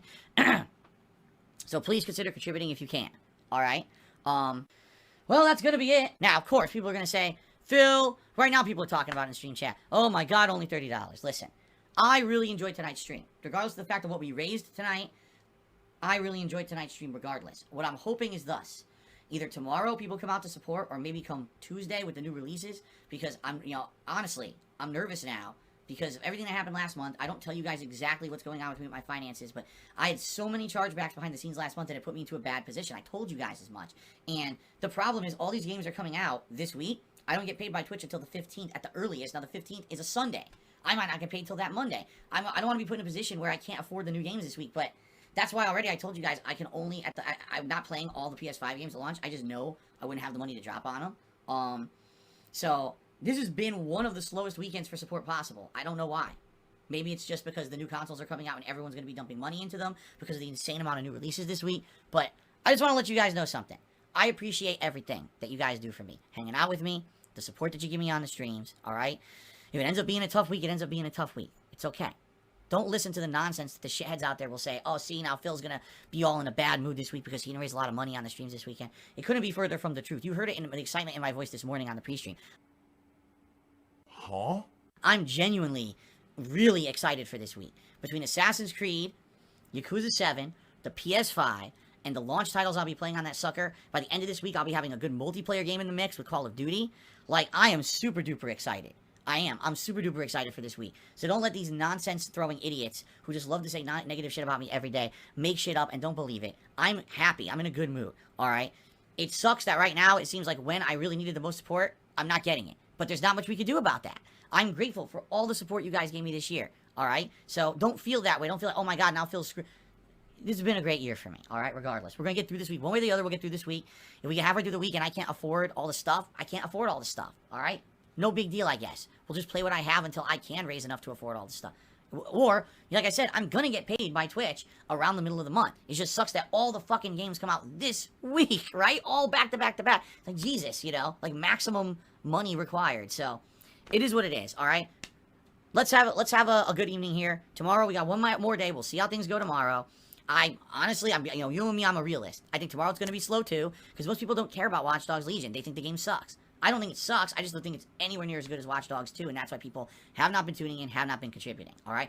I wasn't expecting big contributions during my second run of Little Hope, because I already played it, you know? Not as many people are going to come and contribute to this second run just to see some alternate choices. I get that, alright? There's no more a vest streak to motivate people to tip. I get that. So don't worry about it, alright? We'll see how tomorrow goes. And then, come Tuesday, we got a double new release day. Maybe that will have some inspiration. You know, I don't know. We'll see. Let's see how the week goes. Let me put it this way. I'm not super worried. I know, at the very least, I should be able to afford the PS5 and the headset. If I can only get 1 or 2 games for it for now, we gotta wait a week till I get paid or whatever. Whatever. Who cares, right?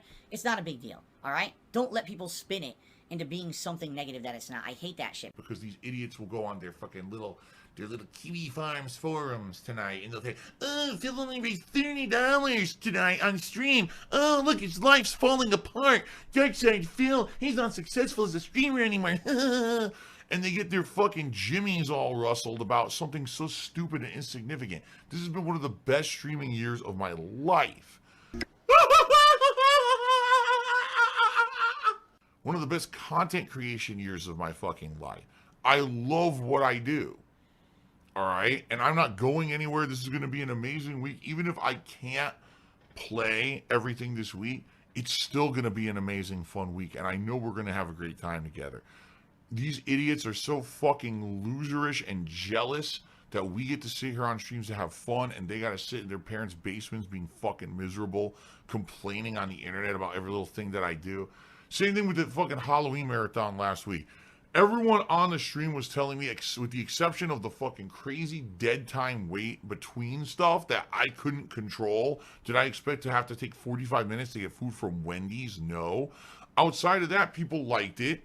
People were disappointed with Team Fortress 2. So was I. But what can you do, right? It was a fun marathon. People liked the costumes. They told me feedback. They said that was one of your better Halloween marathons. Some people actually told me they felt it was my best ever Halloween marathon. But those people, oh, it was the worst thing Phil ever did. They do that about everything. And it's just white noise of a bunch of jealous shitheads. I don't care about them. I don't. But don't let yourself get, because you know what's going to happen all over the internet.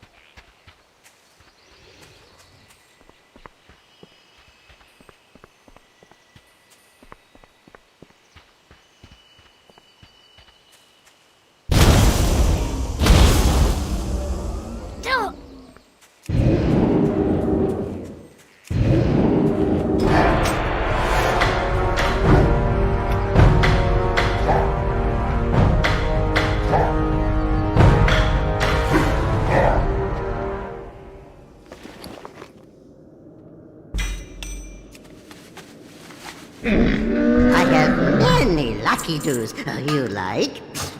Many farewells.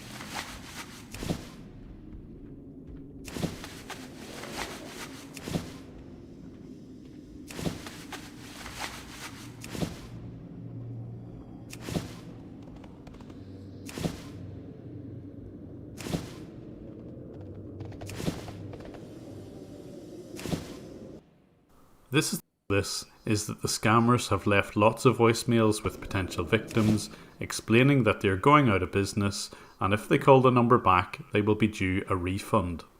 Incredibly, this victim has believed their lies when they described that the only way to get the refund is to log into their bank account with the scammer already connected. Just confirm me with the last 4 digits of your checking account on which you want to receive the money back. They then explained to the victim that he should be able to get this refund pretty quickly as long as the bank is open. Alright, the bank is open right now. That means we can make the refund credit into your account.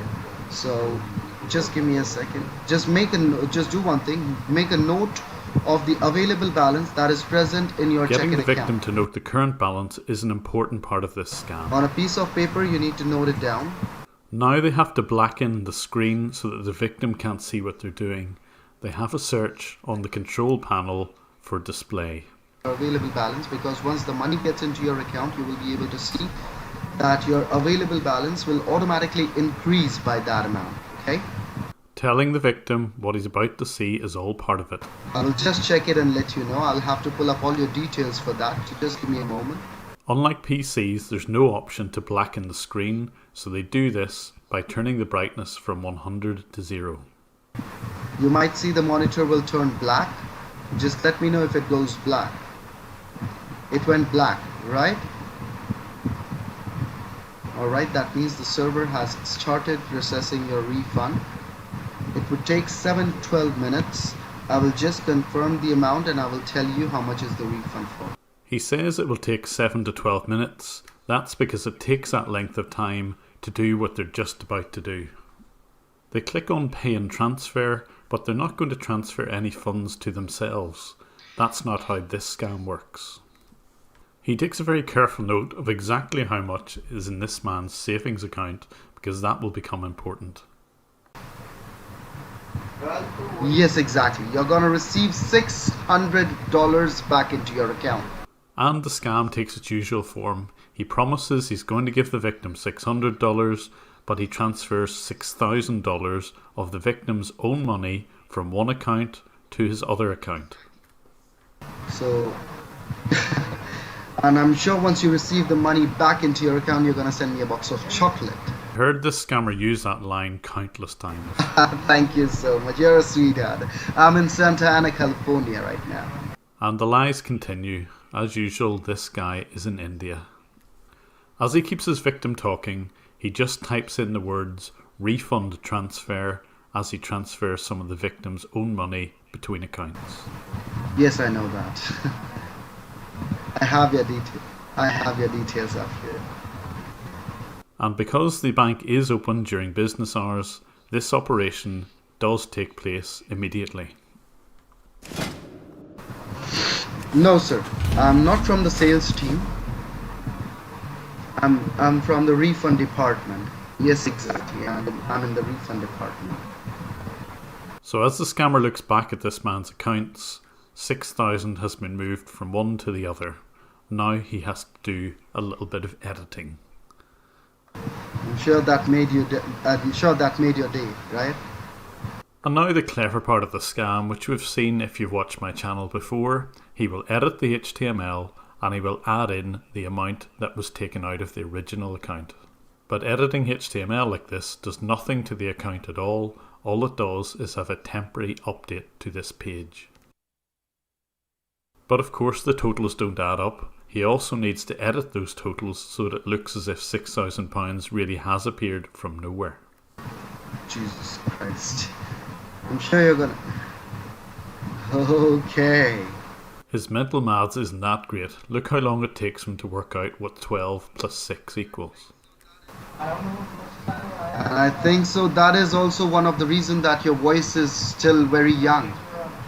So now that the totals add up, the next part of the scam is to edit a couple of other things. The payment is pending, it needs to be complete, and the description of the payment also needs to be updated. As the small talk continues, the last part of the editing takes place. He has to persuade his victim that he has some sort of association with Apple, and the description of the transfer should include the words Apple Store and Apple gift card. He is then to persuade the victim that it's not easy for him to take the money back, so he will add the words non-transferable. And one more thing, sir.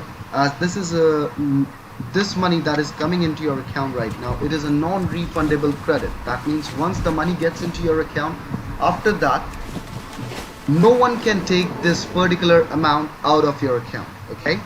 Apart from you, nobody else can touch that money. So just give me a moment. So everything's set up now. It looks as if the victim has been given $6,000 instead of $600. It looks as if it's some sort of Apple gift card. And finally, the victim is the only one who can withdraw it from his account. The scammer can't simply take it back again. Alright, now, can you see your keyboard, sir? At this point, the victim still has a black screen. On your keyboard, you need to type in the amount, that is 600.00. So just do one thing. When I will tell you, then type in the amount, okay? Only the digits. Just now go ahead and type in 6. Yes, go ahead and type it in on your keyboard. The victim has typed in exactly the right figure. It went away. It might be because by mistake. Yes, sir. It is because by mistake you might have clicked somewhere. The browser refresh. But make sure you do not click anywhere. And I'm sure it has been increased by $600, right?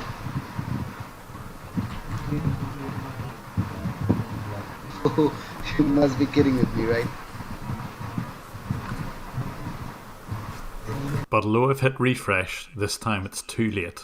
He noticed that it was $6,000 supposedly transferred, not 600.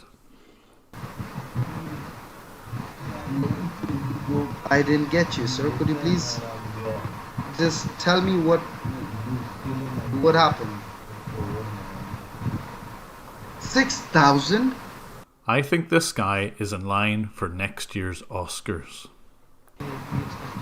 But I asked you to enter the amount, ma'am, and he still thinks it's the victim who's clicking on things, so he quickly blackens the screen again.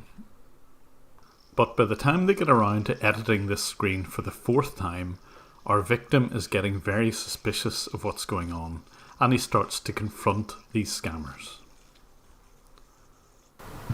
it's not illegal. Let me tell you, sir. The money is in your account. That is our money. That is not a small amount. It was done by your end. It was not done by our end. Now these scammers start to get really nasty. With the victim growing ever more suspicious, they threaten that they're going to empty the victim's accounts. Yes, sir. I've just spoken to the finance department.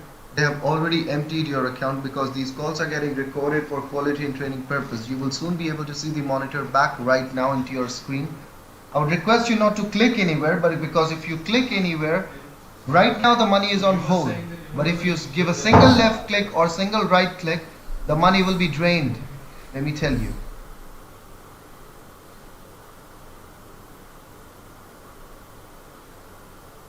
I let him see his screen, but I hit refresh once again. Not only those money on your check-in savings or check-in, the server has emptied your mortgage as well. I have to somehow get a message to this victim, but I'm not sure how. No one is going to put anything onto your computer until we get our $5,400 back. How dare you? You are keeping our money and you're showing me your tantrums. We have not stealed your money. Your money is on hold right now with us. The money is on hold with us right now. And listen to me, sir. If we do not get the money back, I will lose my job because the money was in your account. I will lose my job. You will lose all your money. Let me tell you that. You will lose all your money, and I can guarantee that. Because it's only a single left click away from me to donate all your money to the charity. Now you tell me what you want me to do. You want that money back or not? If you want that money back, you will have to go to the Apple store. There is no other option, and follow my instructions properly. Then it's okay. I'm going to donate all your money back. It's gone too far. I have to find another way of warning this victim. So I open up their GoToAssist and I stop their screen sharing. I was able to find a way of getting in touch with this guy. I looked back through the footage and I was able to spot his email address as part of the login details. I dropped him that email and he was able to respond to me that he did know it was a scam, and he finally figured out exactly what these guys were up to. And he absolutely assured me that he'd never let anyone have remote access to his PC again.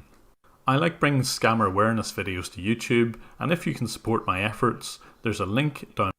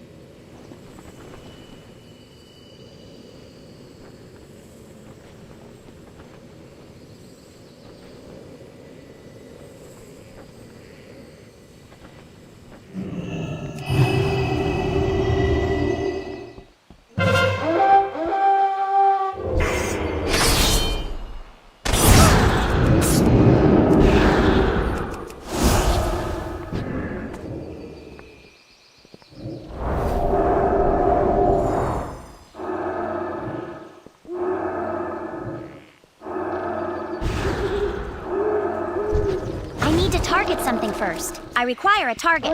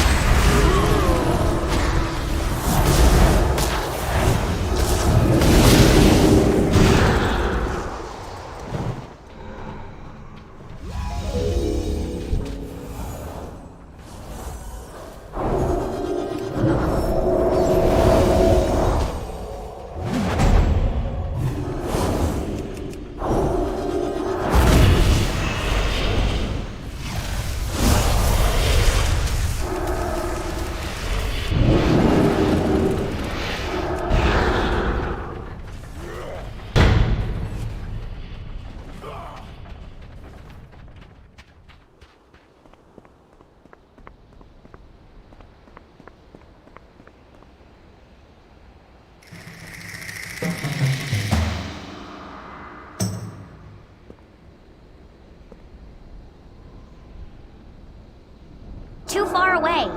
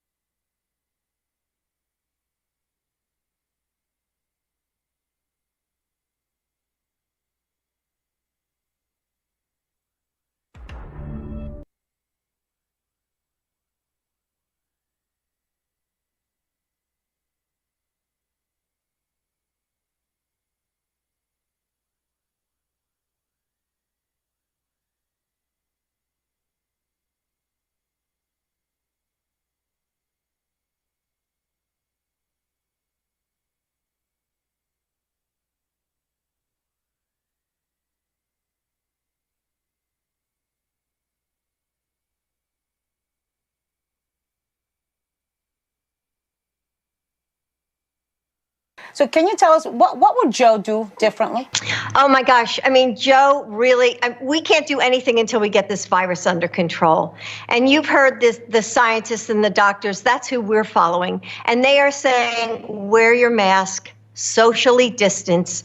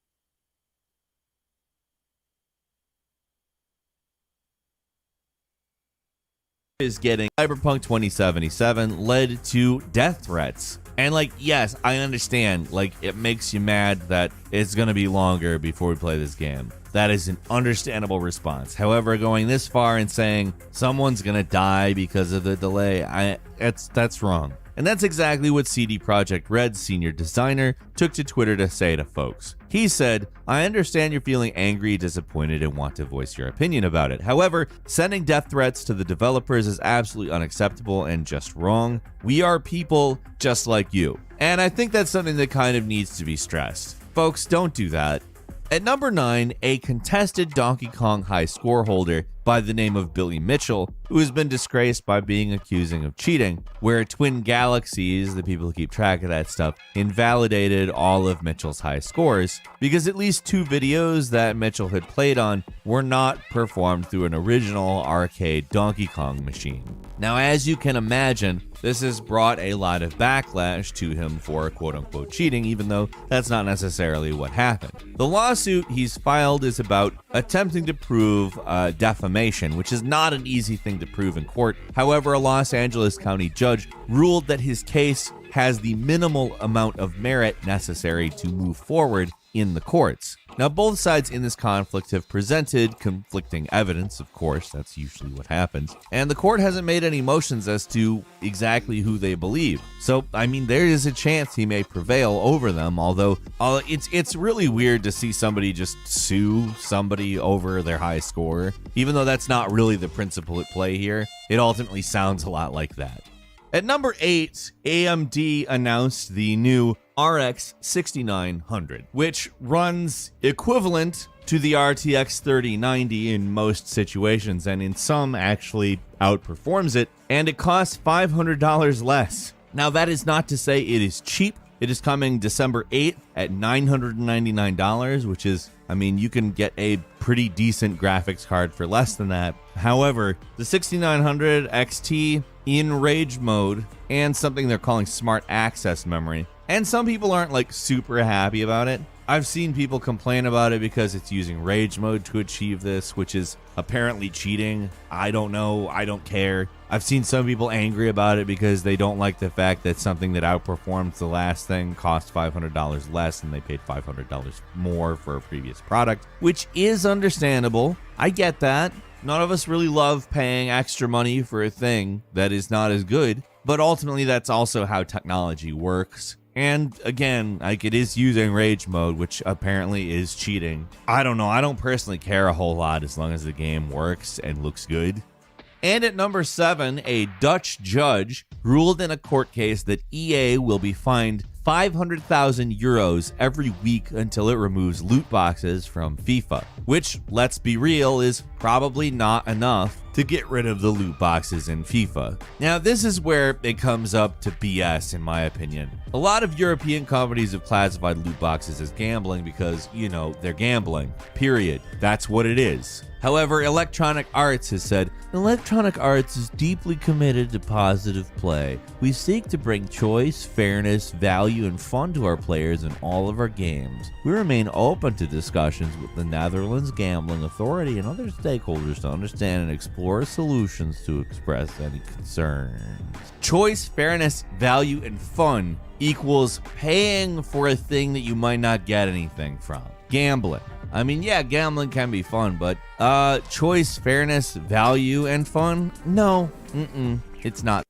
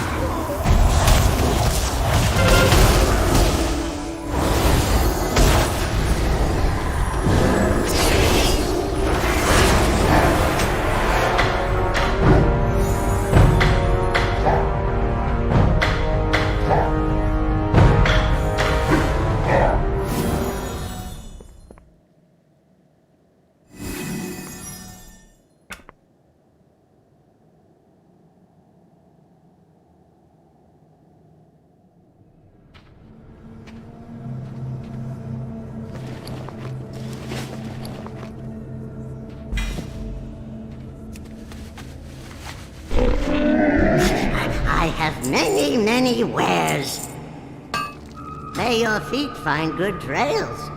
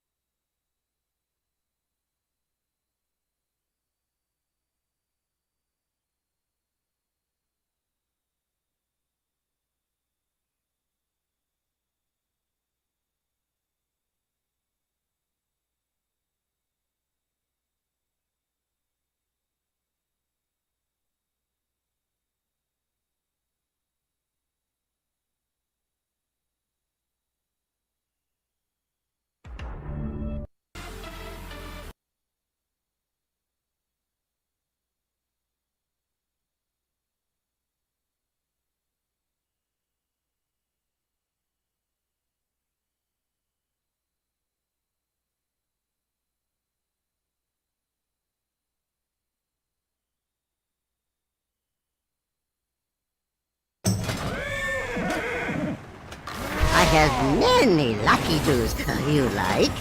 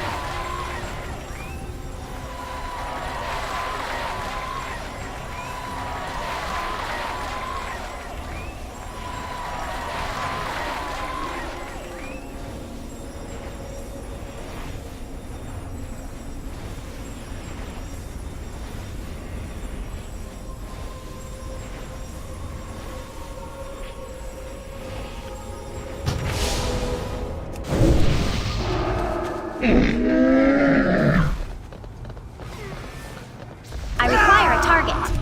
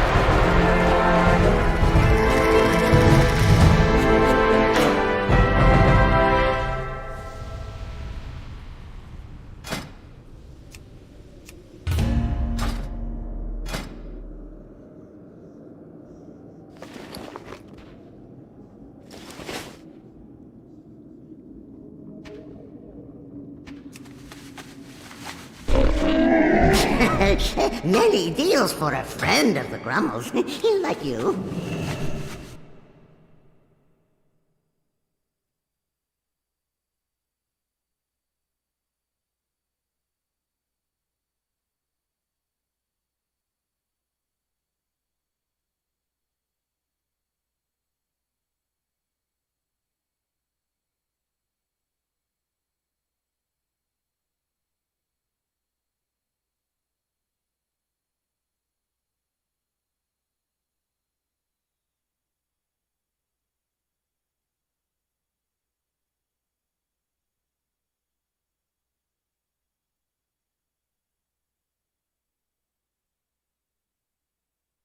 It was Chrissy Teigen who said on Twitter, it's insane what our fears are if we lose. I'm guessing she's talking about people on the left compared to their fears, conservatives, if Biden wins. Like we will prob all die or be handmaids, and they're worried about bathroom safety. Now, Chrissy Teigen, I came to your defense when people were, I think, very viciously and cruelly calling you out for taking pictures when you lost your sweet, precious child. And I am still so sad and sorry about that. I prayed for you during that time, and I didn't think that anyone had the right to be criticizing you during that time and your personal decision to post pictures, which I thought, I had nothing wrong with. Sorry, the flip side is the sort of tweets that have been coming out from that mob about, we've got to hunt down all the Trump supporters. We've got to. You're going to have a list. They've got list. Exactly. Tell us about that. Well, I absolutely love this. This is so, you just, you scratch a liberal and you find an authoritarian. This whole thing has just revealed the authoritarian fascist instincts of the hard left. They spent 4 years saying, Trump's an authoritarian, Trump's a fascist, blah, blah, blah. And all of that. You see people out there on the streets today like they were in Paris and they've just been liberated. Liberated from what? A booming economy? I don't know. But they're acting like Trump has been. But hold on, I just want to say this though, that now they are now talking about AOC and lots of other people. We need to have a list of everybody who enabled Donald Trump, and we're going to have this list, and you won't be able to sit on the company board. You get a job in academia. This will be the shame list, and this shows exactly how authoritarian their instincts really are. After claiming that Trump was the authoritarian, well, no, turns out that was all just a projection, Rowan. These guys are the real fascists. Well, if they've got a list, it's going to be a bloody long one because Trump had more than 70 million votes. That's the biggest vote any Republican has ever had in an election. In fact, it's the biggest vote anybody has had other than Joe Biden in any election. So, exactly. So if they've got a list, it's going to be a bloody long one. But you'd think they'd be happy, Rowan. You'd think after 4 years of Trump and finally prevailing, they'd be happy. But no, they're still crying at CNN. Have a look at this. It's easier to tell your kids character matters. It matters. Telling the truth matters. Being a good person matters. And it's easier for a whole lot of people. It was all about emotion. It was only ever about emotion. Yep. Of course. And Don Lemon from CNN, I think we've got a tweet from him, which is ridiculous. He's acting like he's a victim of war. He's just got some sort of post-traumatic stress from 4 years of Trump. So he's saying, I don't speak for my, I'll read it out, I don't dare speak for my colleagues, but I can't tell you how difficult it's been as a journalist to cover this dark part of our history. Let's hope the attacks on journalism and everyone ends. Time to move into the light. Hallelujah. There you go, Don Hallelujah. Can I make another point here, Rowan, yes. too? Because all of these people, all these Twitter lefties, and Jennifer Rubins from the Washington Post, and everybody else. She's a conservative. Yeah, sure. Okay, fine, Rita. I got a bridge down in Brooklyn to sell you. And all of these people who in Australia, there's so many Australians who, spent the last 4 years neurotically tweeting from their sofas about how horrible it was. But I'll tell you something. When Rita and I heard the news about all of this, that CNN had certified Joe Biden, because of course CNN is now the constitutional news network that decides the president is certified. We didn't do a certain thing. We didn't just sort of jump down on our knees and go, I was rehearsing. She's my favorite.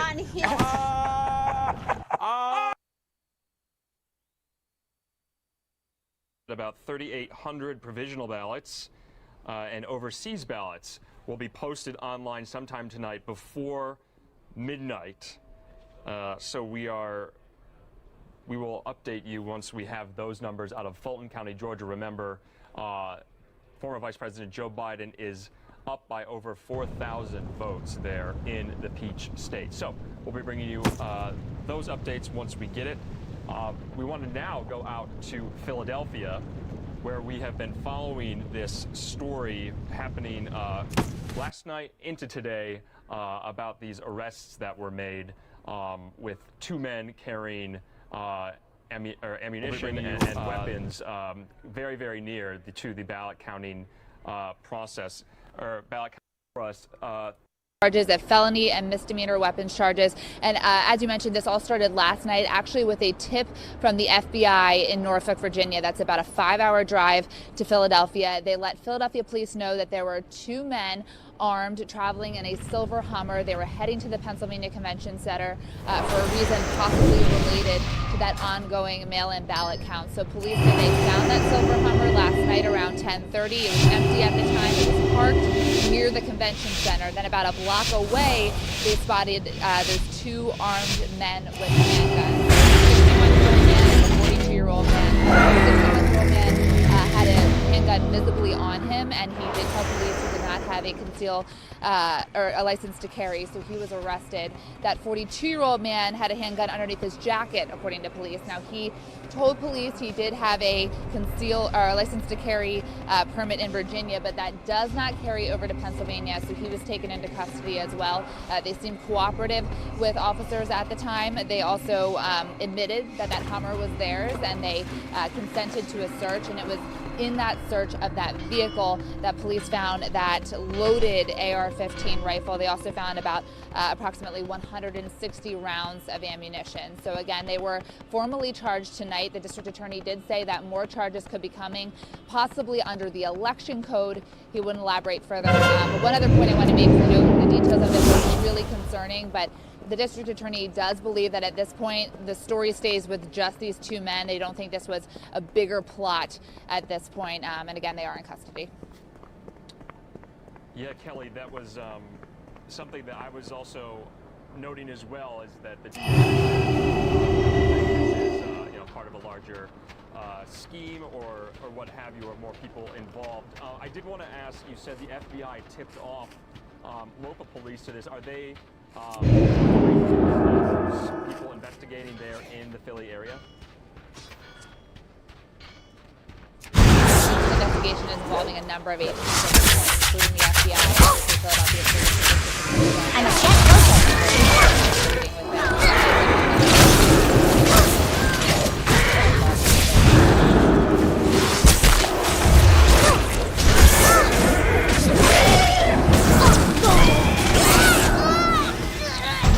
They are expecting that to happen tonight, tomorrow morning at the latest. So.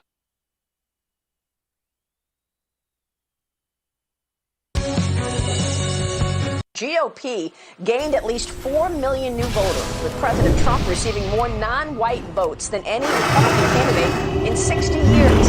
House Republicans are also expecting up to 13 new seats, with victories for incoming women, veterans, minorities.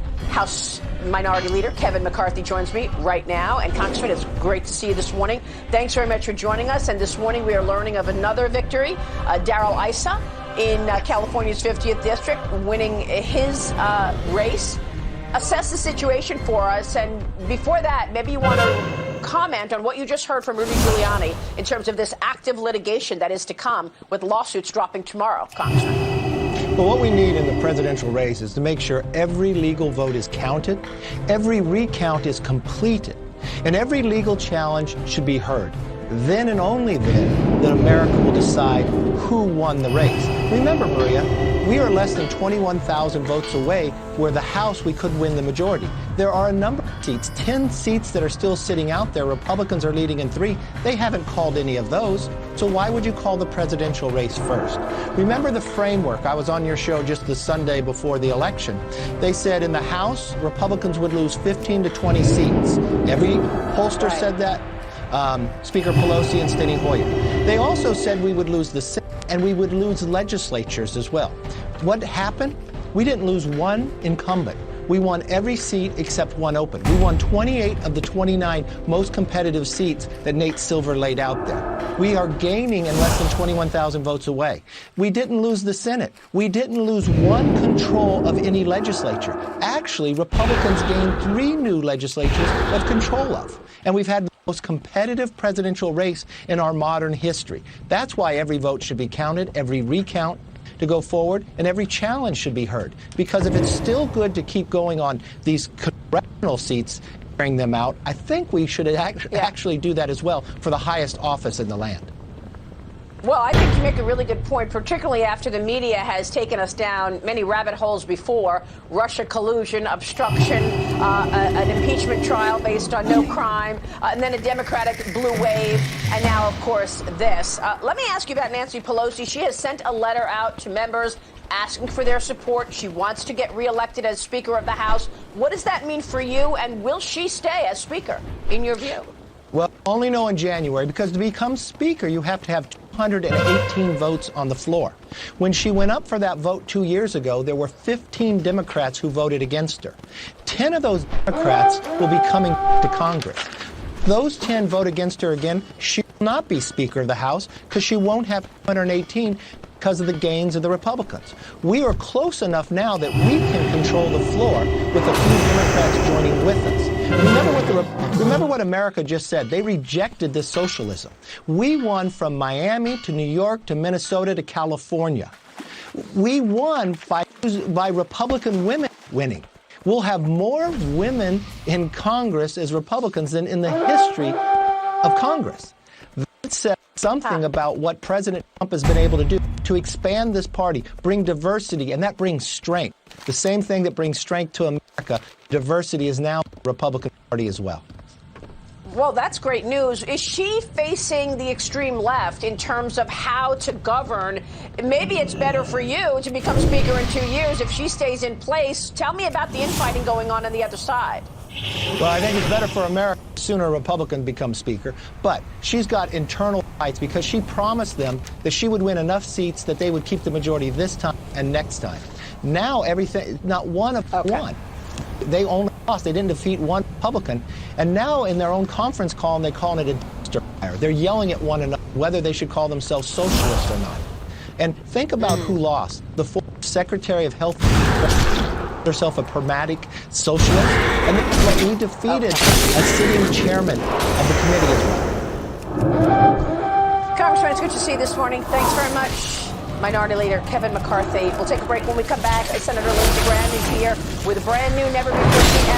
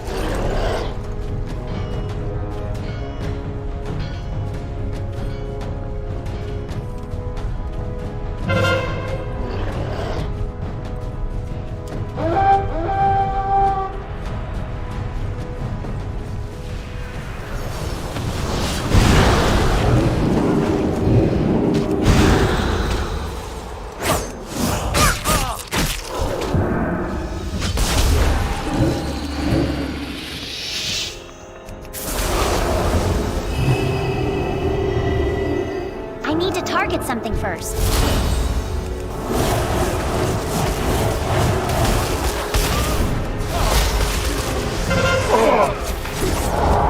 I don't have a target.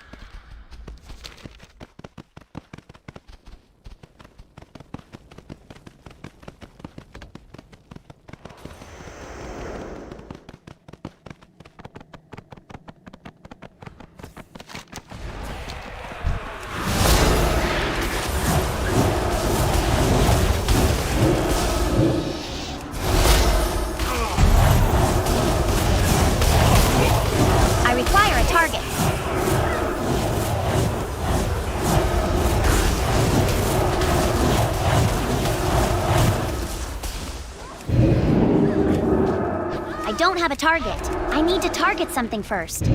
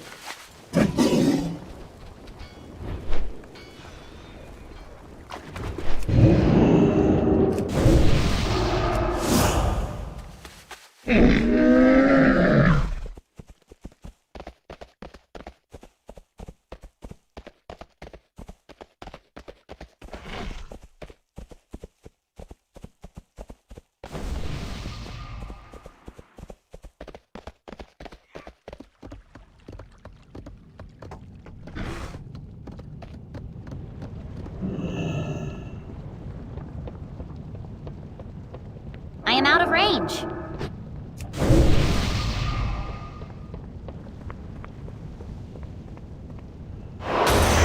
What's a Volpera's favorite dance? The foxtrot.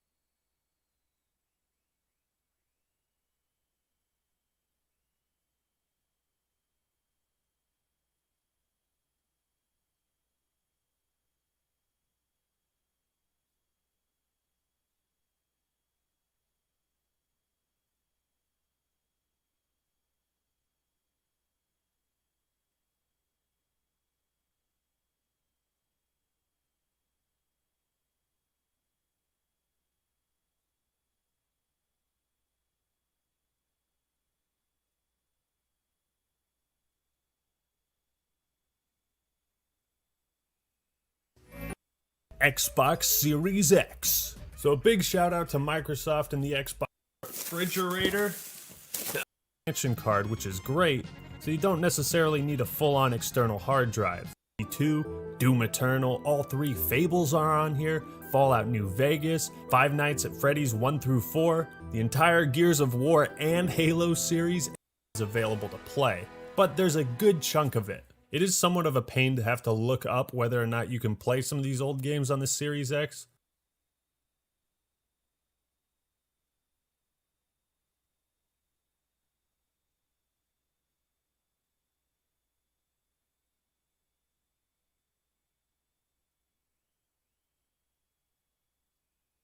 Hello, I'm his good days and his difficult days, always appearing with a sense of optimism. He became host of Jeopardy in 1984, working up until his death. He had hoped to live to see his 2-year survival against cancer in February. Here now is ABC's Michael Strahan with more on the remarkable life and career. Country, they have come up with zero evidence of widespread fraud. And that is not true.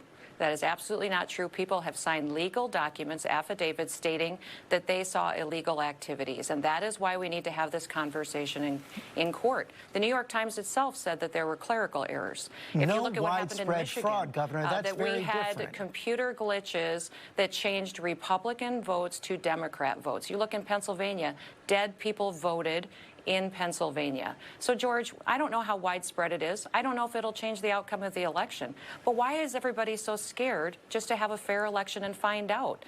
We gave Al Gore 37 days to run the process before we decided who was going to be president. Why would we not afford the 70.6 million Americans that voted for President Trump the Governor, same consideration? If Joe Governor Biden, Noem. if Joe Biden really wants to unify this country, he would wait and make sure that we can prove we had a fair election. Governor Noem, Al Gore was behind.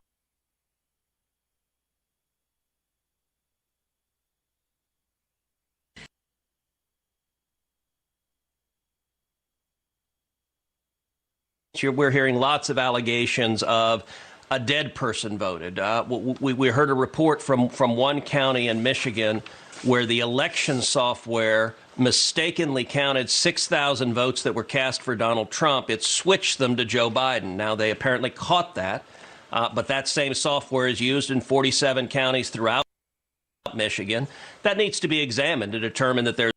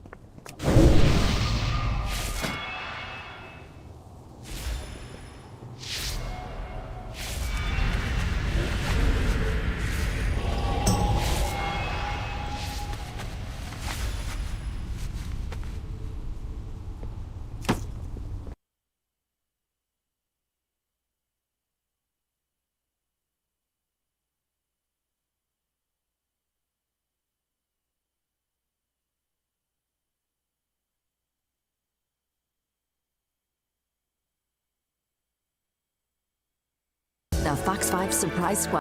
Add up pretty quick. Yeah, that's right. And we can't wait to help out people this. Thank you very much.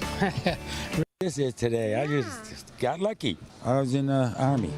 Army. Nice. Happy Turkey Day. Good. $87. Have any other food? Can we?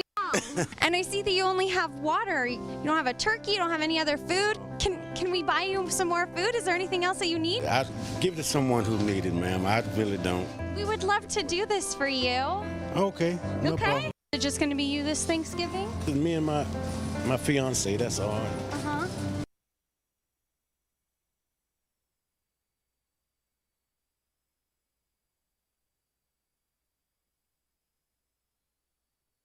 Scam me. Yes, show you in front of your own eyes that who are the people are trying to take access to your internet, okay? This scammer cold called me, came in And then we'll go ahead. Okay. Like which version of Windows 10, Windows 7, which one is it? I think this might be Windows 7, I'm not sure. Do one thing, have a good look on the keyboard, okay? On the extreme left-hand side bottom corner, can you see the CTRL, the control key? Control, yes, I do see it, yep. I fast forward the next section because it's only the scammer asking me to download and run the remote access software TeamViewer. TeamViewer have been quite receptive to the feedback that their software has been used in scams, and these days if that software spots a connection from India, the connection is blocked and a warning is displayed on the victim's computer. So to work around this update, often the scammer these days will ask for the victim to connect to their computer first, and once connected they will ask the victim to press a button to reverse this communication. But of course once I'm connected, I don't have to do what the scammers just asked me to do. It gives me an opportunity to download his files and lock him out of his computer. Yeah, now type the new ID. It's 285. 285, yeah. 258. 258, yep.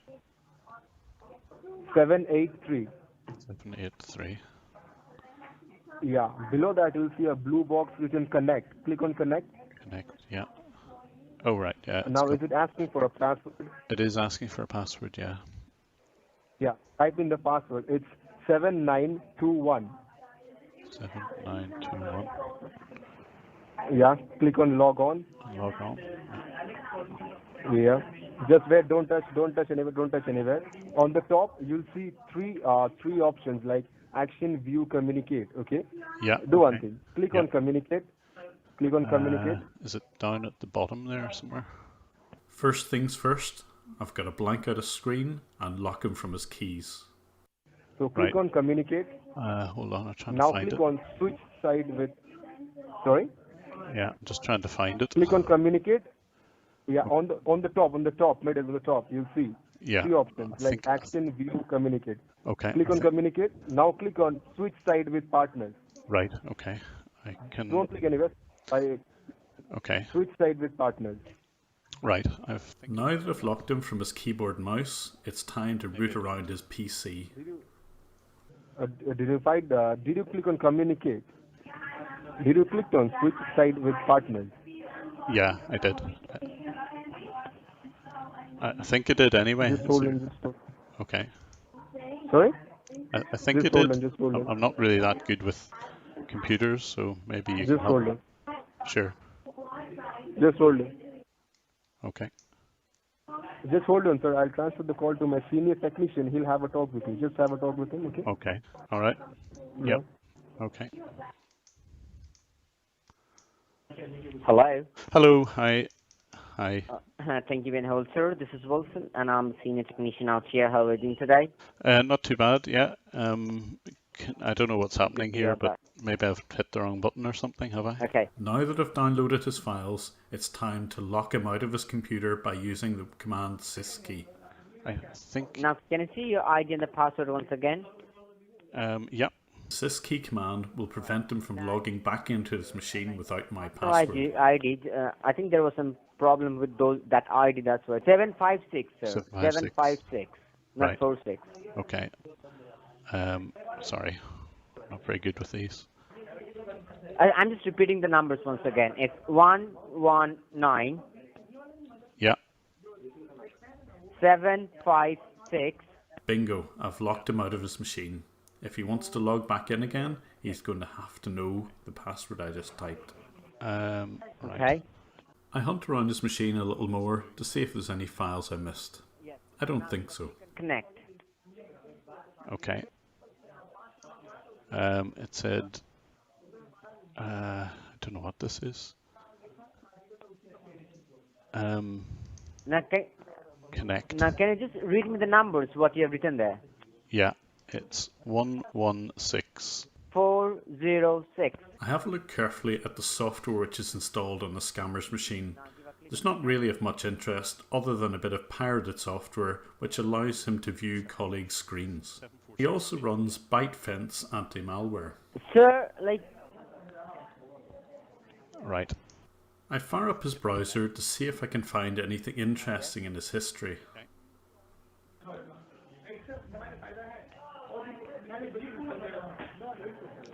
Cached in his browser is the software that he uses to contact his victims. It's called VICI Dial. can you just tell me the number, ID, what you have written? Because like it was not. I try to find a little bit more information, but I'm locked out by a username and password. Okay. I've got 119-756-406, and then it says password. Yes. Like you haven't given a click on connect, sir. Right, let me try again. Yep. Although I already know his IP address from Wireshark, I type in whatismyip.org and check what the result shows in the browser. It matches exactly what Wireshark says. At this point, the scammer gets a little bit frustrated and decides to disconnect me. However, he hasn't seen what I've done on his computer, so he allows me to reconnect. All right, so you just do one thing, sir, okay? You just do one thing. Don't touch your computer. Just leave it, okay? Just leave it. Right. Okay. Now what can you see? So it's disconnected and it says... But he's still desperate to get my bank details. So, once again, he reads out another TeamViewer ID. And it says password. It's 9956. Okay, 9956. Yes. Now, just look at the top. There is an option called Communicate. Communicate. This turns out to be a different PC, so it gives me an opportunity to download yet more files. Yeah, I think I've hit Communicate. So once again, I black screen him and lock his keyboard and mouse. Side with partners. Okay, that's what I've done. Switch side with partner. Yeah, I've got that. This time, there looked to be a lot of interesting files saved on the desktop. I download all of these. Give a click on Communicate first. Give a click on Communicate. Right. That's what I've got that. And then give a click on Switch side with partner. I continue to play dumb. It says, oh right, up at the top. If you want to see what all these files are, please jump to the 15-minute mark. Right. And then switch side with partners. Right, I've got it. Sorry, I was clicking down at the bottom. I was looking for something at the bottom. No. Just focus on the top. Just focus on the top, on the middle portion. I have a glance at one or two of the files. They contain online banking information of some of his victims.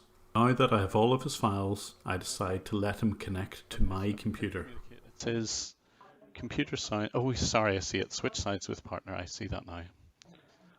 I quickly hide all of the files that I've just downloaded and let him have the access he requested. Is that it now? It says BT Technical Server. No, it's not. Hang on. Now the scammer roots around my file system. He's not going to find much because it's a virtual machine which I've set up specially for scammers. Yeah. However, he does notice something called banking and passwords, and he attempts to open these files. If he had ran these on his own computer, I would have had direct access to his PC, but I'd already downloaded all of his files anyway. Your computer screen is black?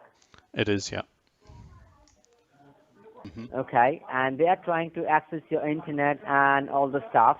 Okay. He looks at my browsing history, I guess, in the hope to see some banking logins.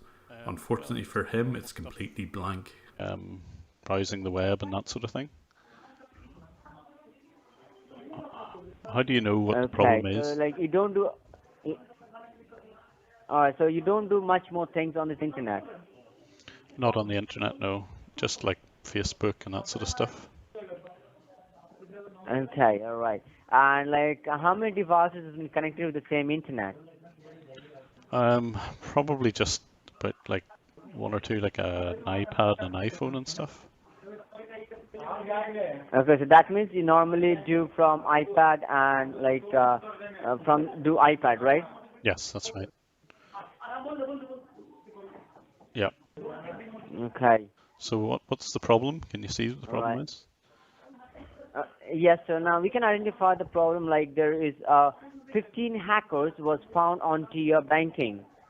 Right. And like on your Facebook there is 3 hackers and all the much more hackers was already there onto your internet. So I believe like apart from you somebody else also uses this computer.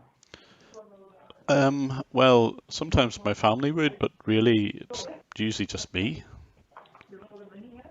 Mm-hmm. And do you do any kind of online shopping or banking in this computer? Yeah, well, occasionally I will, yeah.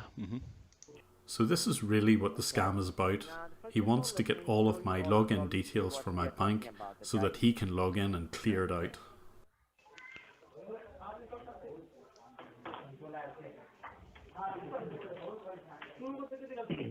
Now, can you see over here, there's lots of local address, foreign address, and states are there, correct? Yeah, I'll fast forward this bit where the scammer runs Netstat and Event Viewer in an attempt to convince me that there are hackers connected. Alright. Now on the notepad, okay. Now just write it down, all the websites name, whatever you do on this internet, like on your iPad or on this computer. Just write it down, all the name of all the websites, okay?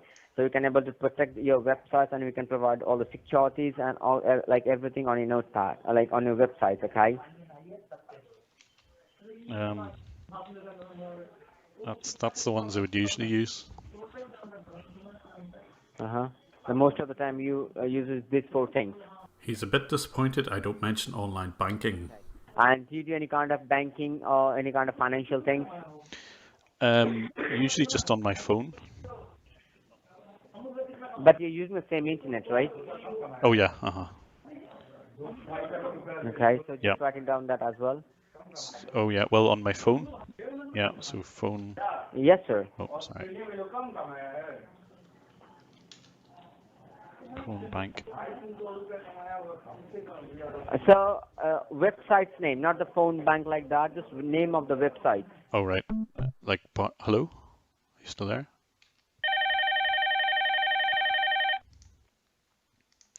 Hello? Hi, hello? Hello? Hello. Hello there. Yes, sir. I'm so sorry. Okay. Okay. All right. No Now problem. over here, okay. Now you have written the phone bank, right? But Yep. just type the name of the website. I'll fast forward this part because it's just the scammer trying to convince me that I've got problems with websites by using the W3C validator. It will always show errors for any website you type in. He types barclays.com into this validator, and as predicted, it shows some errors. He goes on to explain that because barclays.com is showing errors, it must be down to hackers on my network.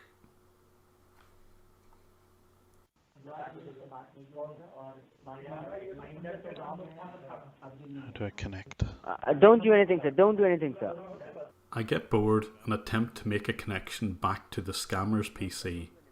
I do this a number of times before the scammer realizes I'm up to no good and he terminates the connection. What do I do next? Hello, are you still there? Hello? Hello, are you still there?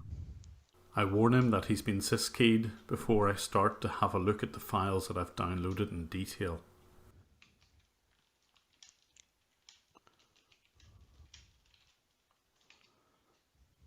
Amongst the files for my bank, and as 3 different Metrobank users. Not only are the screenshots there, but the actual login details are there as well. Their username, security passphrase, and other numbers. It's enough to give full access to the bank accounts. There's also a couple of screenshots and what I'm guessing are victims that they want to follow up on. So that evening I contacted Metrobank, who asked me to put in writing what I had recorded. This is a copy of the email that I sent to their fraud division. They were quick to respond and locked all of the accounts which were affected. Among the other files I downloaded was a list of salaries, sadly only with 4 names, but it was enough to tell me exactly how many people were in this call centre, what their rates of pay were, and who had scammed the most over the last couple of months.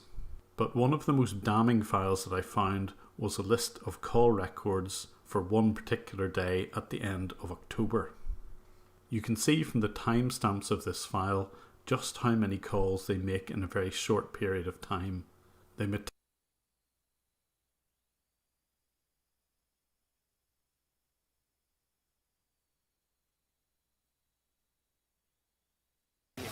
for the hilarious Mitch Hedberg.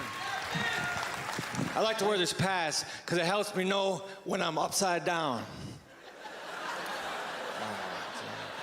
Hey, I was getting my teeth whitened, but then I said, forget that, I'll just get a tan instead. I saw a billboard. It said, estimated lotto jackpot, 55 million. See, I didn't know that shit was estimated. That would suck if you want to go, oh, we were off by 2 zeros. We estimate that you are angry. I like rice. Rice is great when you're hungry and you want 2,000 of something.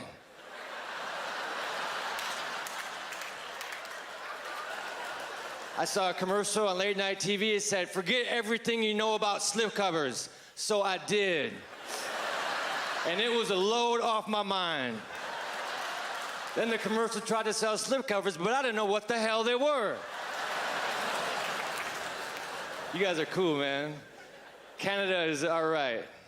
I like the American-Canadian border, because if you're walking along the border with a friend and you push your friend into Canada, he can't push you back right away, because first he has to go through customs. What brings you to Canada, that asshole? When you leave it, when I regain my equilibrium? I went to the doctor. All he did was suck blood from my neck. Do not go see Dr. Acula. Dr. Scholl makes foot products. And he's a doctor, so he went to school for a long time.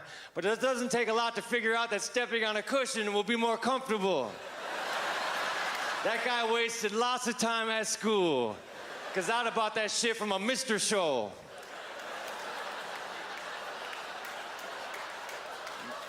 Maybe even a Senor Scholl. I got a belt on that's holding up my pants, and my pants have belt loops that hold up my belt. I don't know what's really happening down there. Who is the real hero? I walked by a dry cleaner at 3 a.m. and the sign says, sorry, we're closed. You don't have to be sorry. It's 3 a.m. and you're a dry cleaner.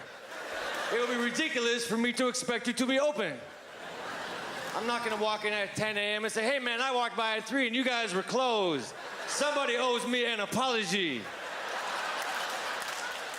I called the hotel operator. She said, how can I direct your call? Well, you could say action, and I will begin to dial. Then when I say goodbye, you can yell cut. And if you want, you can wear a beret and knickers. Is a hippopotamus or a really cool opotamus? Hey man, if you're a fish and you want to become a fish stick, you have to have very good posture. You can't be a slouchy fish or you will be a fish clump. I went to the store, I bought 8 apples. The clerk said, do you want me to put them in a bag? I said, oh no man, I juggle. But I can only juggle 8. If I'm ever here buying 9 apples, bag them up. I got a new CD, it's in stores. And when you have a CD in stores, you have to do in-store appearances. If nobody shows up, I just pretend like I'm shopping. That's how I shop. I sit behind a table with a pen. I hate to dream. Dreaming takes energy. Sleeping is supposed to be a relaxing affair. I lay down on the bed, it feels great. Next thing you know, I have to build a go-kart with my ex-landlord. Hey, if you can't sleep, count sheep. Don't count endangered animals, you will run out. I order the club sandwich all the time, and I'm not even a member, man. I don't know how I get away with it. I like my sandwiches with 3 pieces of bread. So do I. Well, let's form a club. Okay, but we need some more stipulations. Yes, we do. Instead of cutting the sandwich once, let's cut it again. Hell yeah, 4 triangles. We'll position them into a circle. And in the middle, we will dump chips. Or potato salad. Cool, I can deal with that.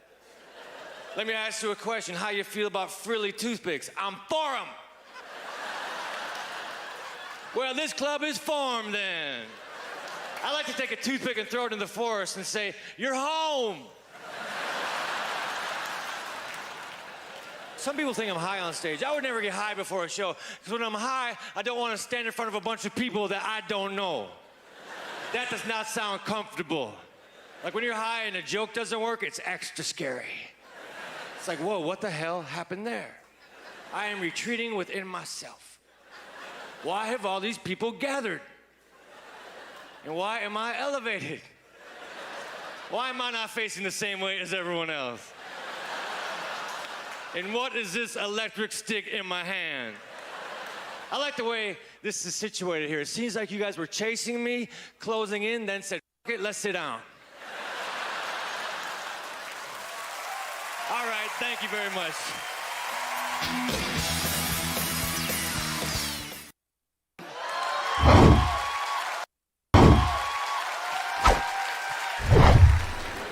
Packed. I like this, you know.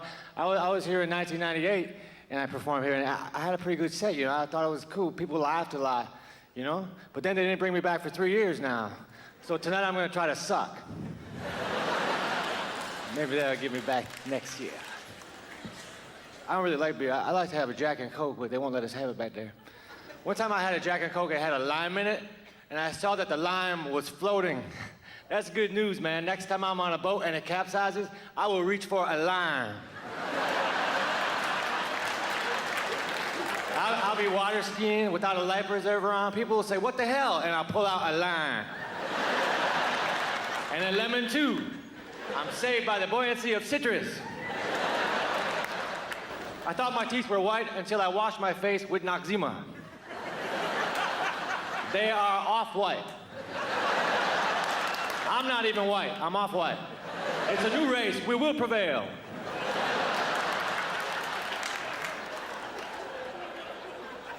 You know, when it comes to racism, people say, "I don't care if they're black, white, purple, or green." Oh, hold on now. Purple or green, you gotta draw the line somewhere. To hell with purple people. Unless they're suffocating. Then help them. I'm staying at a hotel right now. There's no 13th floor because of superstition. But come on, man. The people on the 14th floor, you know what floor you're really on. If you jump out of the 14th floor hoping to kill yourself, you will die earlier.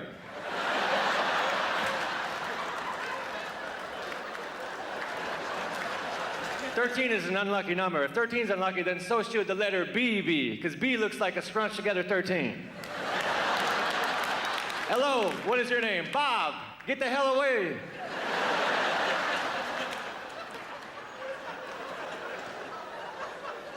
I saw a commercial for an above-ground pool. It was 30 seconds long. You know why? Because that's the maximum amount of time you can depict yourself having fun in an above-ground pool.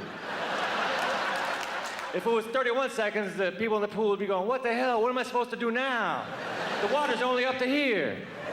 What should I do? Throw the ball back to Jimmy? Or put some goggles on and look at his feet?" I was gonna stay overnight at my friend's house. He said, "You're gonna have to sleep on the floor." Damn gravity. Got me again. You don't know how bad I want to sleep on the wall. I bought a house. I bought a 2-bedroom house. But it's up to me how many bedrooms there are, though, isn't it? This bedroom has an oven in it. This bedroom has a lot of people sitting around watching TV. This bedroom is AKA a hallway. This bedroom's over in that guy's house. Sir, you have one of my bedrooms. Stay out. I got a king-size bed. I don't know any kings, but if one came over, I guess he'd be comfortable. Oh, you're a king, you say. Well, you won't believe what I have in store for you. It's to your exact specifications. When I was a boy, I laid in my twin-size bed and wondered where my brother was.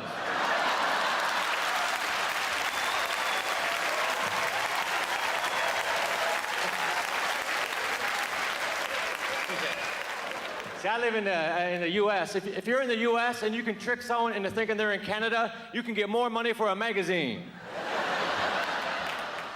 I I was at a convenience store reading a magazine. The clerk said, "This is not a library." I said, "All right, I will talk louder then."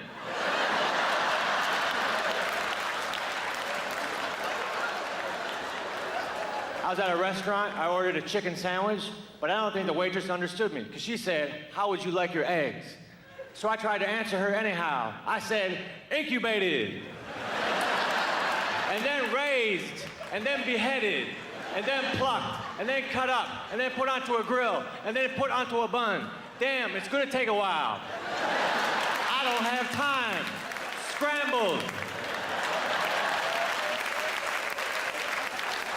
All right, I had a cold sore. I put some Carmex on it. Carmex is supposed to heal cold sores. I don't know if it does, but it will make them shiny and more noticeable. Thank you so much. Thank you. Thank you.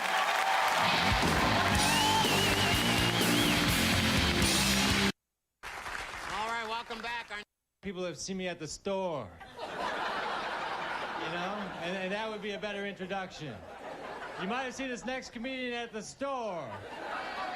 And people would say, "Hell yes, I have." He likes kiwi fruit. Yeah. I didn't like kiwi at first because I thought it was like watermelon. I thought you had to spit out the seeds. That was a risk doing that joke. This jacket is dry clean only, which means it's dirty.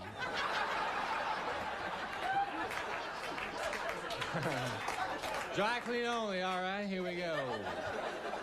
Here we go, I'm ready to go to the bar. Hey, I think a rotisserie is like a really morbid Ferris wheel for chickens. It's a strange piece of machinery. We will take the chicken, kill it, and impale it, and then rotate it. And I'll be damned if I'm not hungry. Because spitting chicken carcasses make my mouth water. I like dizzy chicken with some mashed potatoes.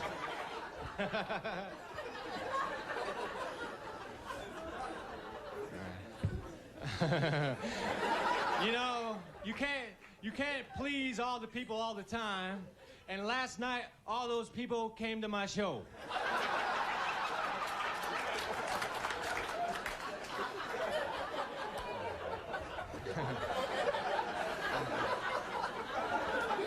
Do I got watermelon in my teeth? I feel like they got free watermelon in the bag, and I've been overindulging.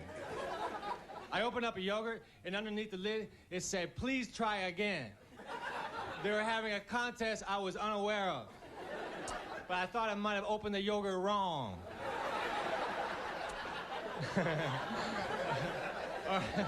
or maybe your play was trying to inspire me. Come on, Mitch, don't give up. Please try again. A message of inspiration from your friends at Yo Play. Fruit on the bottom, hope on top.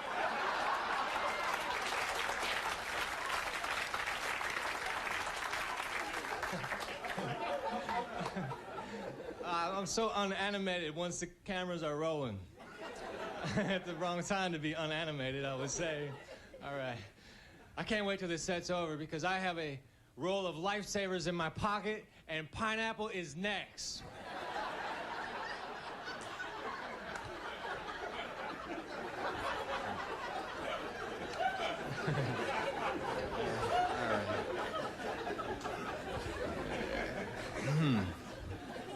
You know, if I made an orange juice, I wouldn't be so hardcore on people. I would be more polite. Like, I would not print "shake well" on the carton because you don't know how good people can shake, you know? I would write, "Shake to the best of your ability." They don't have a diagram that shows the uninitiated how to shake. All right, put it over here, then put it over here, then put it over here quicker.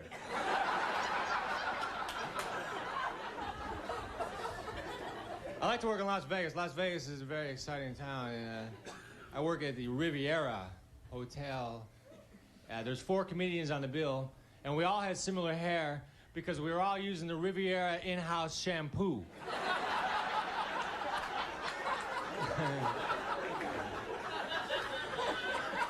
It was 2-in-1 shampoo. 2-in-1 is not a good term because it's not real. Because one is not big enough to hold two. That's why two was created. If it was 2-in-1, it would be overflowing.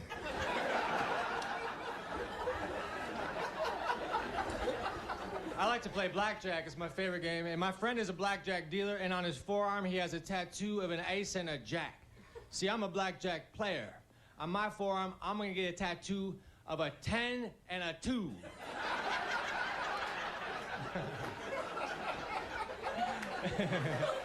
Then maybe later, a king.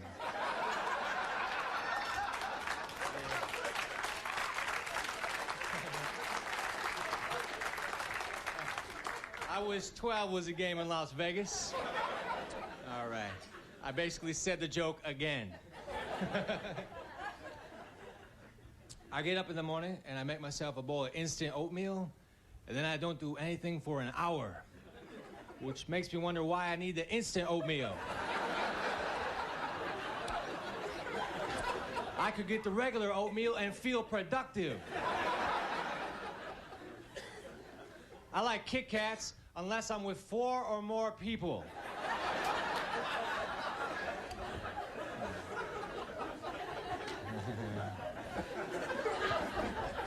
I work at this club in Nashville, and it's a 5-night-a-week club or something. And I wasn't getting very many laughs, so the club owner took me aside. He said, "Mitch, you're not getting a lot of laughs. You're gonna have to vacuum." He made me vacuum the club. It was embarrassing. So I told the next guy, "Hey, y'all gotta start laughing. Otherwise, don't drop anything."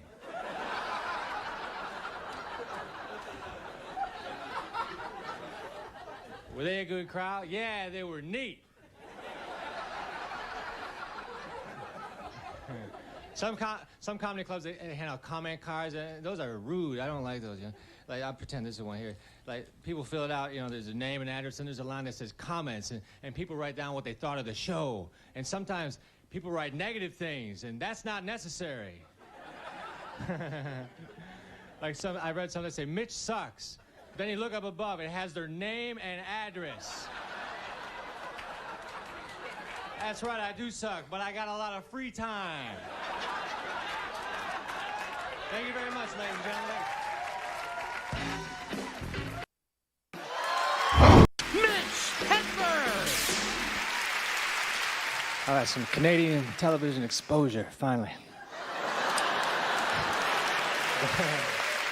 I gotta find out when this airs so when I come into the country I can be ready for the adulation. Hey, I've been on the David Letterman show twice. Anyone see me? Hey, I'll be damned. Like 4 million people watch that show, and I don't know where the hell they are. But that's my favorite introduction I've ever had. You might have seen this next comedian on the David Letterman show.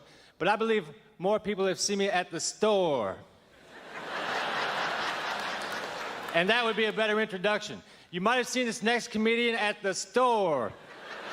And people would say, "Hell yes, I have." I opened up a yogurt, and underneath the lid it said, "Please try again." They were having a contest I was unaware of. But I thought I might have opened the yogurt wrong. I was at a casino, I was standing by the door.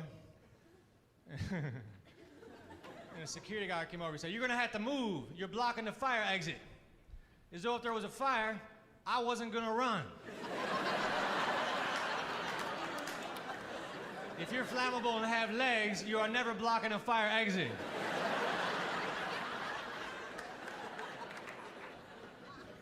I hate turkeys.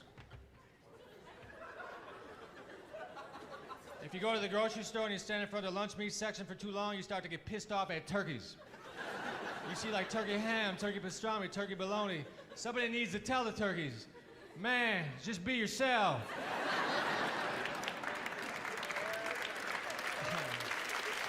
I already like you, little brother.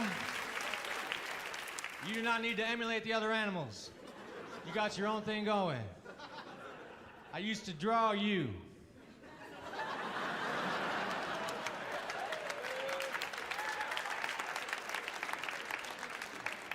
if you had a couple fingers missing, you would draw a screwed up turkey. That turkey was in an accident. I go to a lot of bars when I'm on the road. A lot of bars have black lights. And when a bar has black lights, everybody looks very cool, except for me, because I was under the impression that the mustard stain came out.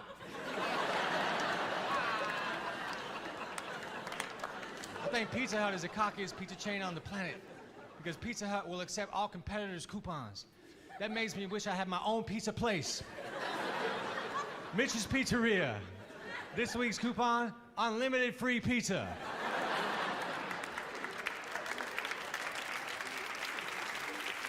Special note, coupon not good at any of the Mitch's Pizza locations. Free pizza oven with purchase of a small Coke. 2 for Tuesday, buy one pizza, get one franchise free.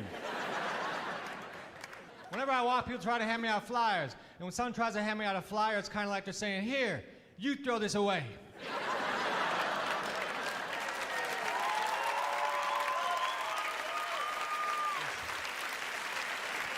I can't floss my teeth, man. I can't get into the flossing thing. People who smoke cigarettes, they say, man, you don't know how hard it is to quit smoking. Yes, I do. It's as hard as it is to start flossing. You seem jittery. Yeah, I'm about to floss. I like cinnamon rolls. That's why I wish they made like a cinnamon roll incense. Because I don't always have time to make a pan. Perhaps I'd rather light a stick and then have my roommates wake up with false hopes.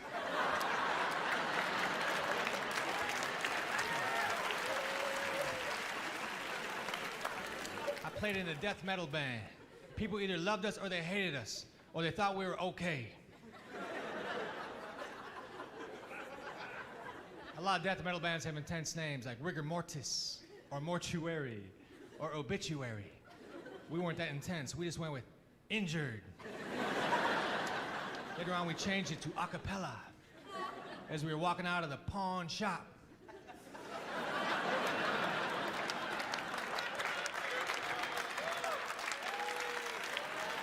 I smoke cigars occasionally. I don't know a lot about cigars. Like, I'm at the cigar store, the man behind the counter said, what kind of cigars do you like? It's a boys.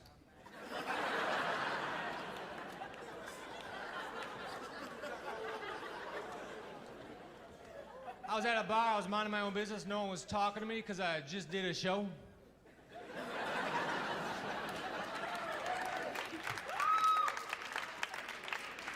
This guy bumped into me, which is cool, but he didn't apologize. He said, move. And I thought that was rude, so I said, go to hell. Then I started to run. He caught up with me. He had a mustache, a goatee, a pair of earrings, a pair of sunglasses. His hair was in a ponytail, and he was wearing a hat. He said, hey, you got a lot of nerve. I said, hey, you got a lot of cranium accessories.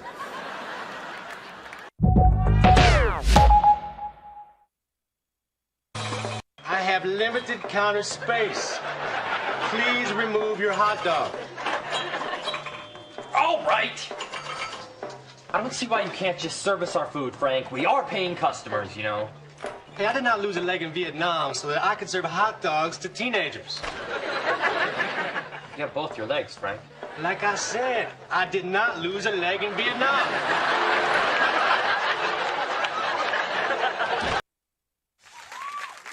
All right, thank you. Hello. This is my second time on the show. All right. That means the first time must have been okay. But they say during the summer that drinks are ice cold. I hope not, because that means they would be impossible to drink. Because they would be solid. Here's a beer, Mitch. It's ice cold. Damn it. I guess I can lick it. I read that last year MTV's Real World got 40,000 applications. That's amazing, man. Such an even number. You would think it would be 40,008, maybe. Yeah, man.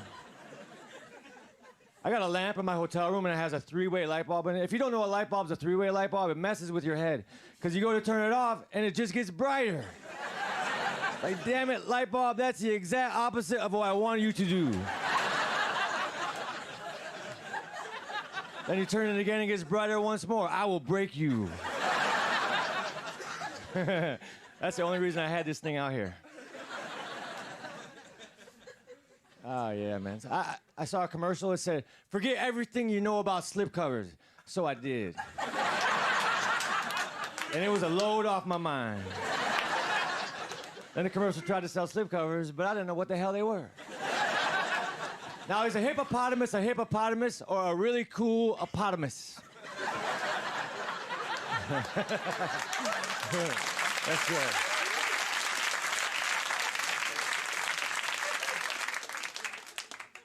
I want to rob a bank with a BB gun. Give me all your money, or I will give you a dimple. I will be rich, you will be cute. I got a belt on that holds up my pants, and my pants have belt loops that hold up my belt.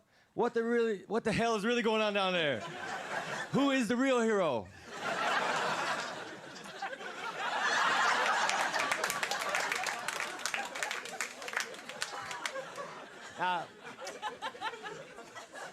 Now, if I was a drummer and I accidentally grabbed, that'd be cool if you were a drummer and you accidentally grabbed 2 magic wands instead of drumsticks. You're pounding out the beat. Next thing you know, your bass player turns into a can of soup. All right. Can we take that joke out? Can we edit it? I love cottage cheese. That's why I want to try other dwelling cheeses too.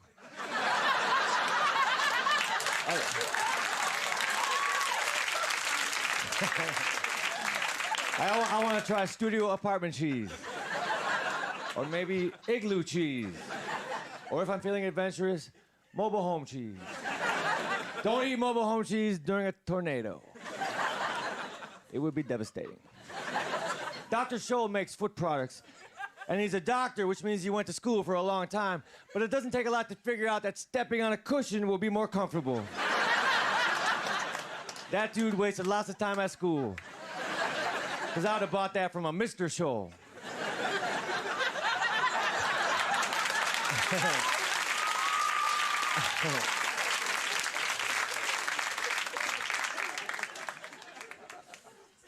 I wish they made fajita cologne, because that stuff smells good. I hate to sleep because, no, I like to sleep, actually. I hate to dream because dreaming takes energy. It takes work. Sleeping is supposed to be a relaxing affair. I lay down on a bed, it feels great. Next thing you know, I have to build a go-kart with my ex-landlord.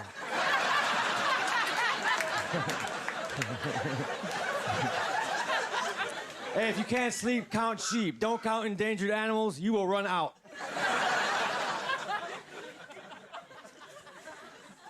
I bought a donut and they gave me a receipt for the donut. I don't need a receipt for a donut. I'll just give you the money, then you give me the donut and the transaction. We don't need to bring ink and paper into this. I just can't imagine a scenario where I'd have to prove that I bought a donut. Some skeptical friend, don't even act like I didn't get that donut. I got the documentation right here. I saw this lady on TV. She was born without arms. She was born with her hands attached to her shoulders, and that was sad. But then they said, Lola does not know the meaning of the word can't. And that to me was actually kind of worse in a way. You know, not only does she not have arms, but she doesn't understand simple contractions. All right, thank you very much, ladies.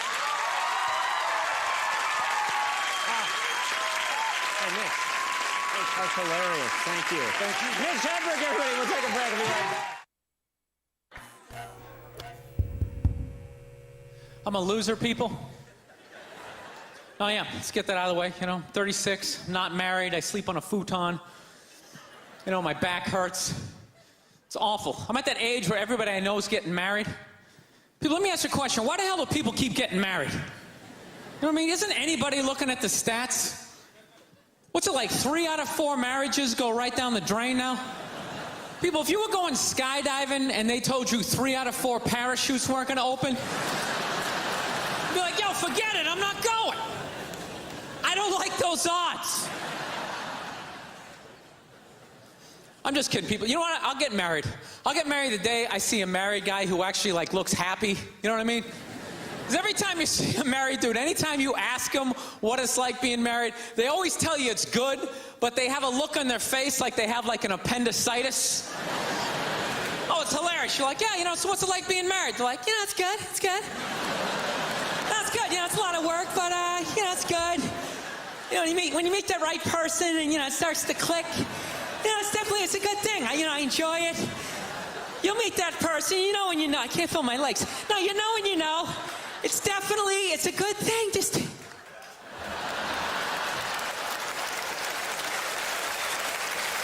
I love women, though. This is my deal. I love women, but you know what I'm finding? I'm not compatible with them. You know? I'm serious. Women have, like, too much energy for me. That's what I've noticed, you know? Like, you can't have a day off when you have a girlfriend. They just, like, see that open day. They're like, oh, my God, let's go fill it up with some stuff.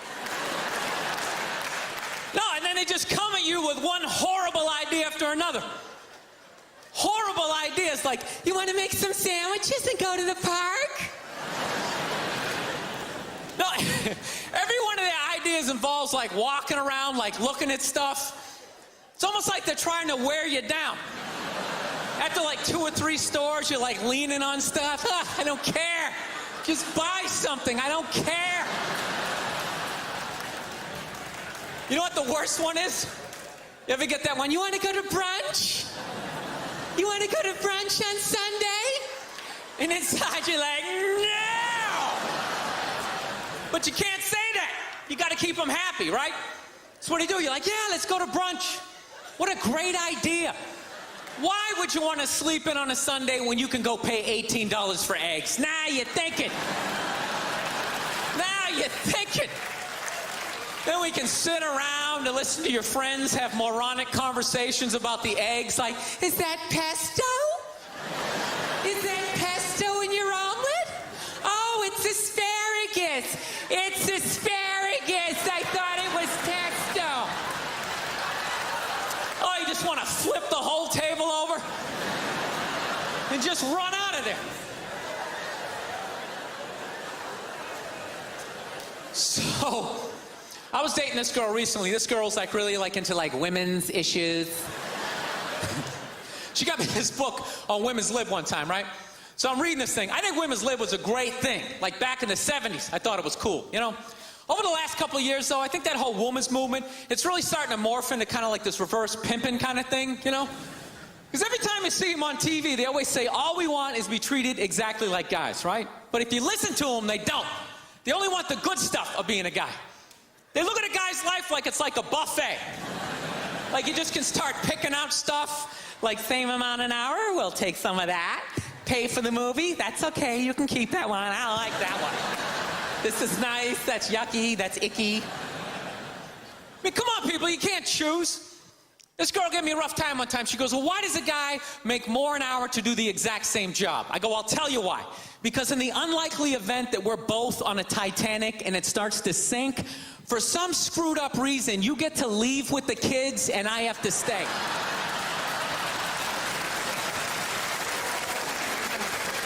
No, that's why I get the $1 more an hour. You know, if there's a house fire, it's always women and children first. I gotta stand there with like the back of my shirt on fire going, let's go people, let's go, let's go. So that's how I look at it. No, it's a $1 an hour surcharge. Seriously, that if something screwed up happens, either I can't leave or I gotta like get in the way of it to give you a head start, like rabid dog, run honey, 1 Mississippi, 2 Mississippi. You hear a bump in the night, I gotta go check it out, like yes, he does have a knife. Our next guest was a hit at the Just for Laughs Comedy Festival in July. He's working in Hollywood. I here from Los Angeles. I live in Hollywood. There's a ton of plastic surgery out there. You know, a lot of people getting like facelifts. I don't know if you guys have those up here. You know, those awful ones where people start to look like, you know, a little Filipino, you know. You got a little Filipino, 52-year-old white guy. Yeah, that's all. Why would you get a facelift? Can't you look at other facelifts and realize they haven't worked all the bugs out yet? People, if you're thinking about getting a facelift, just do yourself a favor. Just wait it out. Let them practice on other people's faces. You know, didn't we learn anything with hair plugs? Hair plugs don't look half bad now. Saw this commercial the other night. The guy's like, oh, God, I wish I did this 10 years ago. It's like, no, you don't. 10 years ago, when they were stapling ant legs to the top of people's heads, everybody's eyes watering, trying not to look at your hairline. You wish you got hair plugs 10 years ago? Do you wish you got polio 60 years ago? Are you even listening to what you're saying historically? I'm telling you, the facelift, you can't do it, man. Why can't you just be your age? There's nothing wrong with being 50 and looking 50. Like, what would you rather be, 50 and look 50, or be 50 and look like a 28-year-old lizard? That's basically your options, right? I'll tell you what the problem is, you know, is that the facelift is actually a white problem. You know? I've never seen a black guy with a facelift, ever. Other than, like, the Jacksons, but they're all out of their minds, right? But I've never seen a black dude with a facelift, ever. You know why so many Caucasians get facelifts? You know why? Because we don't know anything about lotion. See that should have been a bigger laugh, but there's too many white people here. I'll help you out. You can put lotion in other places other than your dick, all right? If you ever wondered why your dick looks brand new, but your face, you're starting to look like an aging pirate, because you need to increase the circumference of the lotion distribution. No, I'm not judging you. I didn't put lotion on my face the first 33 years of my life. Never put it on. Till one night I was hanging out with this black girl, right? And a couple times during the night she took it out, put it on her elbows, problem areas. I thought she had like a rash or something. Like, what, you got like poison ivy? She goes, no, you get like a little ashy. I went, ashy? She goes, dry skin. I went, oh. I guess that kind of offended her. I was like, oh. She's like, well, white people get ashy too. I was like, yeah, you know, I don't think we do. I've been alive for 33 years. No one has ever said, hey, Bill, you're looking a little ashy. I never even heard that word until you said it. She's like, you're an idiot. Stick out your arm. So I stick out my arm. She just goes, it's like pastry flakes flying off, track marks. She's like, you see that? That's ashy. What's up? All right. Thought I just got itchy in the winter. See, that's why you got to hang out with everybody. Right there. Oh, there's too much. Seriously, there's too much information in the world. And every group of people misses just a little bit. Like, white people totally miss the lotion seminar. I don't know where we were on that one. We missed that shit the way black people miss the whole register your weapons summit, right? Just never got, really? You're gonna groan that? I'm the only guy who's seen 17 rappers get busted for that shit? Every time I see it, it just blows my mind. It's like, what, do you just want to make an album over the phone? Why would you do that? Is that like the new auto-tune? No, it breaks my heart. Every time I see it, I just think, God, if he just had one white friend. One white friend in his entourage. The dude would have been standing there all dried out, itching like, dude, is that thing registered? Dude, are you serious? That's like 3 to 5 mandatory. Get that the fuck out of there. So, thank you.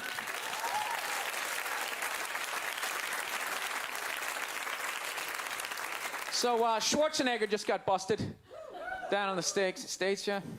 That poor bastard, huh? Jesus Christ, another great man. Another great man brought down by another gold-digging whore. No? You don't think so? You don't think that that was a great man? Really?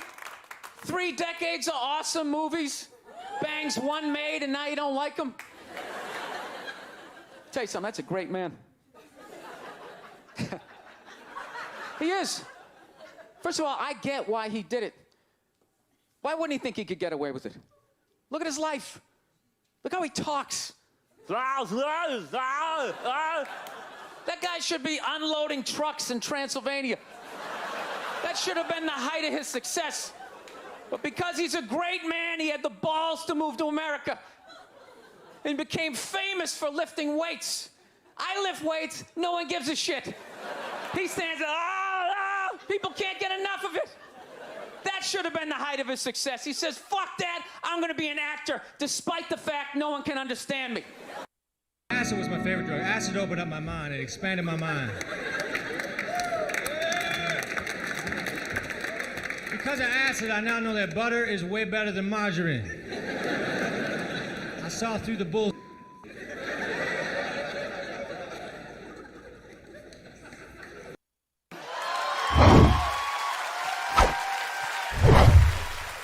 Been in a bad mood all day, man. Got in a fight with this girl the other day. You ever meet somebody like within like the first couple of minutes of them meeting you, they feel like they can like sum you up? Just like, you know what your problem is? You know, you just have like the urge just to take their head and just mush it into whatever they're eating, you know? You ever have crazy thoughts like that? Can you relate on any level? You never have like urges? You ever drive down the street and see like 30 people up on the sidewalk and you just think, right? You don't do it, you just think it. That's what separates the psychos from the functioning psychos. Yeah, psychos, they just do it. All right, that's a good idea. They get the wipers going, they make a day out of it, right? But a rational person, you like think it through. You start going, you man, if I just leave my hand right here, nobody knows who I am. I move it 2 degrees over here, I'm on the cover of Newsweek. I'm instantly famous. Right here, no one knows me. Like, hey, Bill, you want to go to the cookout? Maybe you could bring that potato salad you brought last year. It was such a big hit. One of the most horrific scenes we've seen in years. Bodies just strewn about. You know, Amy's going to be there. She's still asking for you. You should ask her out. No indication he even tried to stop. Seriously, you're getting older. Put your hands on the dashboard. Put them on the dashboard. You have those? All right. Please welcome. All right, thank you. Thank you very much. How are you? Please be seated. Good evening, thank you. Welcome. Welcome to this lovely theater here in downtown Montreal. It's unbelievable. Can't understand you. Female voice does not travel well. I don't know what it is. Up close or in a whisper can make your dick hard, but beyond 10 feet, it just sounds like a couple of birds, fighting over a French fry or something, you know? There you go. That's how we start. Somebody's coming out of the gate. I'm sick of Obama's wife. Yeah. Just running her. This isn't some Democrat Republican shit. This is just in general. Just running her yap. It's just like, shut up. You know? You weren't elected. You know, your husband isn't running a lemonade stand. He's running the country. No, generally speaking, first ladies, they've been out of line for a good 25, 30 years. They think for some reason that their husband has the job, that now they should be chiming in like they know some shit, you know? Dude, if you had a leak at your house and you called the plumber, and the plumber comes in and he starts fixing it, what would you do if 5 seconds later his wife, who isn't a plumber, comes walking in, well, I think we should run it over here. It's like, shut up. Just because you're fucking the plumber doesn't mean you understand plumbing. Okay? Now, this is all like my fears, because they're trying to tell us down south there, they're starting to like gear up for Hillary Clinton to be running for president, saying like, I think that would be a good thing. Yeah, people clapping. What is that based on? Based on what? I don't get how she became a senator. That's shocking to you? She went from never holding political office to immediately being a senator. Why, because she was fucking the president? Should Tom Brady's wife be the next quarterback of the Rams? Does he have some sort of magical powers? Like you suck at sports? I couldn't throw it all, and then he fucked me, and I just picked up this ball, and I was just lacing it in there. It was incredible. Dude, it all started with Nancy Reagan. That's where it first went off the rails, you know? She came out with her little bird body, you know, just her big head. Just came walking out, say no to drugs, and people off your heroin, say no to that. She just walked back. Hillary had her stupid health care plan. Obama's wife's running her yap on 60 Minutes, you know? I gotta give it up to the Bushes. They had their women in line. They did. Barbara never said shit. She smiled every once in a while. She threw something in there. George W.'s wife, I don't even know her name. This dude was in office for 8 years. I don't even know her fucking name. What's it, like Beth or Paige or something like that? He had her on lockdown. Going out there tonight, I'm giving a speech. And when I say something and they laugh, you're gonna nod. You're gonna smile, and you're gonna nod that head.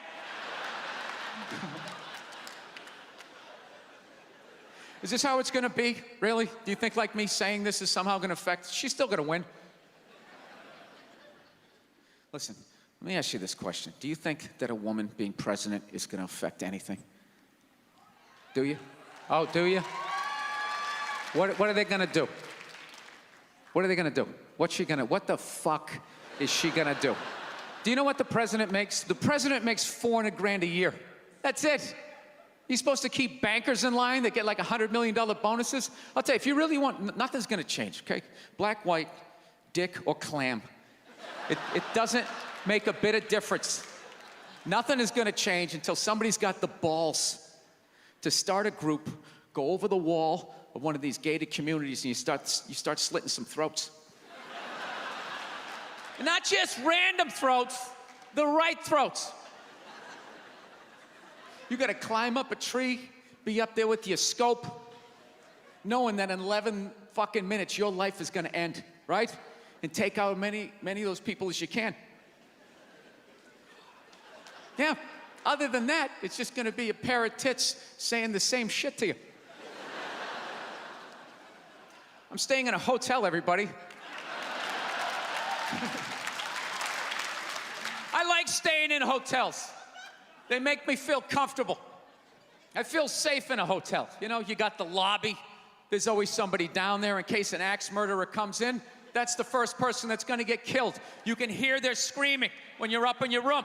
Gives you a chance to plan. Barricade the door, you know, turn on the shower, hide in between the mattresses, right? Little misdirection.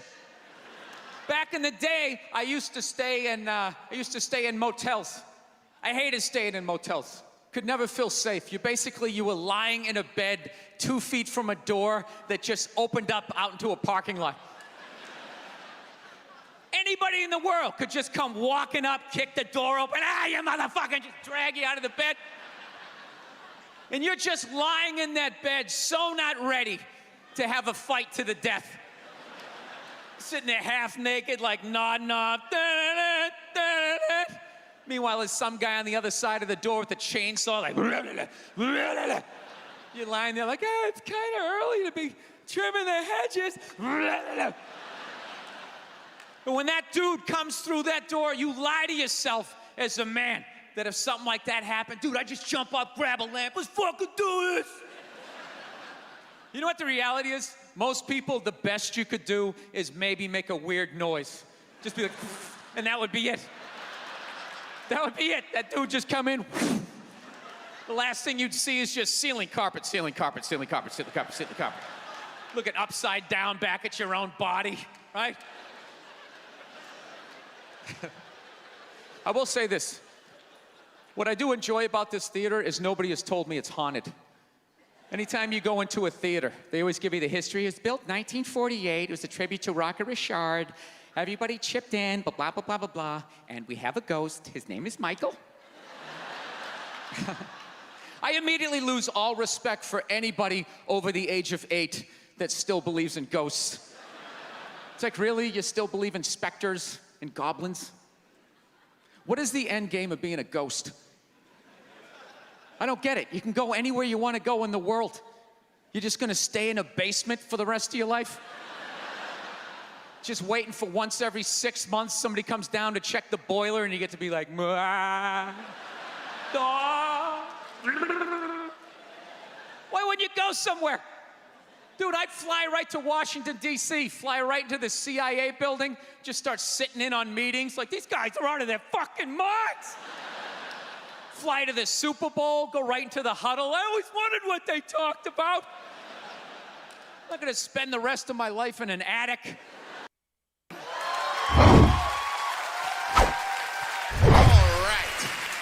It feels good doing stand-up again. I took a year off from stand-up. Not that I don't like stand-up as much as I just don't like microphones.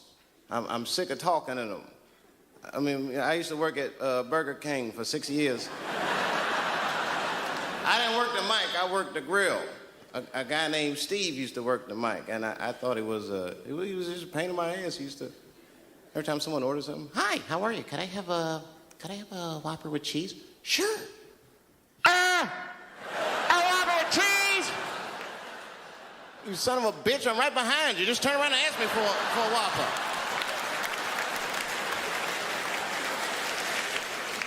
You know, Canada's nice. This is kind of like a kinder and gentler America, in a way. Even like the police are nicer. I'm not gonna say they're nice, I don't know. But they just smile at least, you know? I've been to jail before, twice, not as a prisoner. One time was from childhood. I was suspended from school 23 times during February. I wasn't bad, though. I was just mischievous. I got hold of all my teachers' home phone numbers. At the time, I thought it was funny. I was calling in death threats. I know that's bad, man. You know, my English teacher, Mr. Johnson, I called him up. He was all nice on the phone. "Hello? Johnson residence? Is this Mr. Johnson?" "Yes, it is. And who might this be?" "You're a dead man, Johnson." "Who is this? Shut up, punk!" "You're gonna die. Unless you change David Chappelle's grades." I don't know how he caught me. After that, they put me in a program called Scared Straight.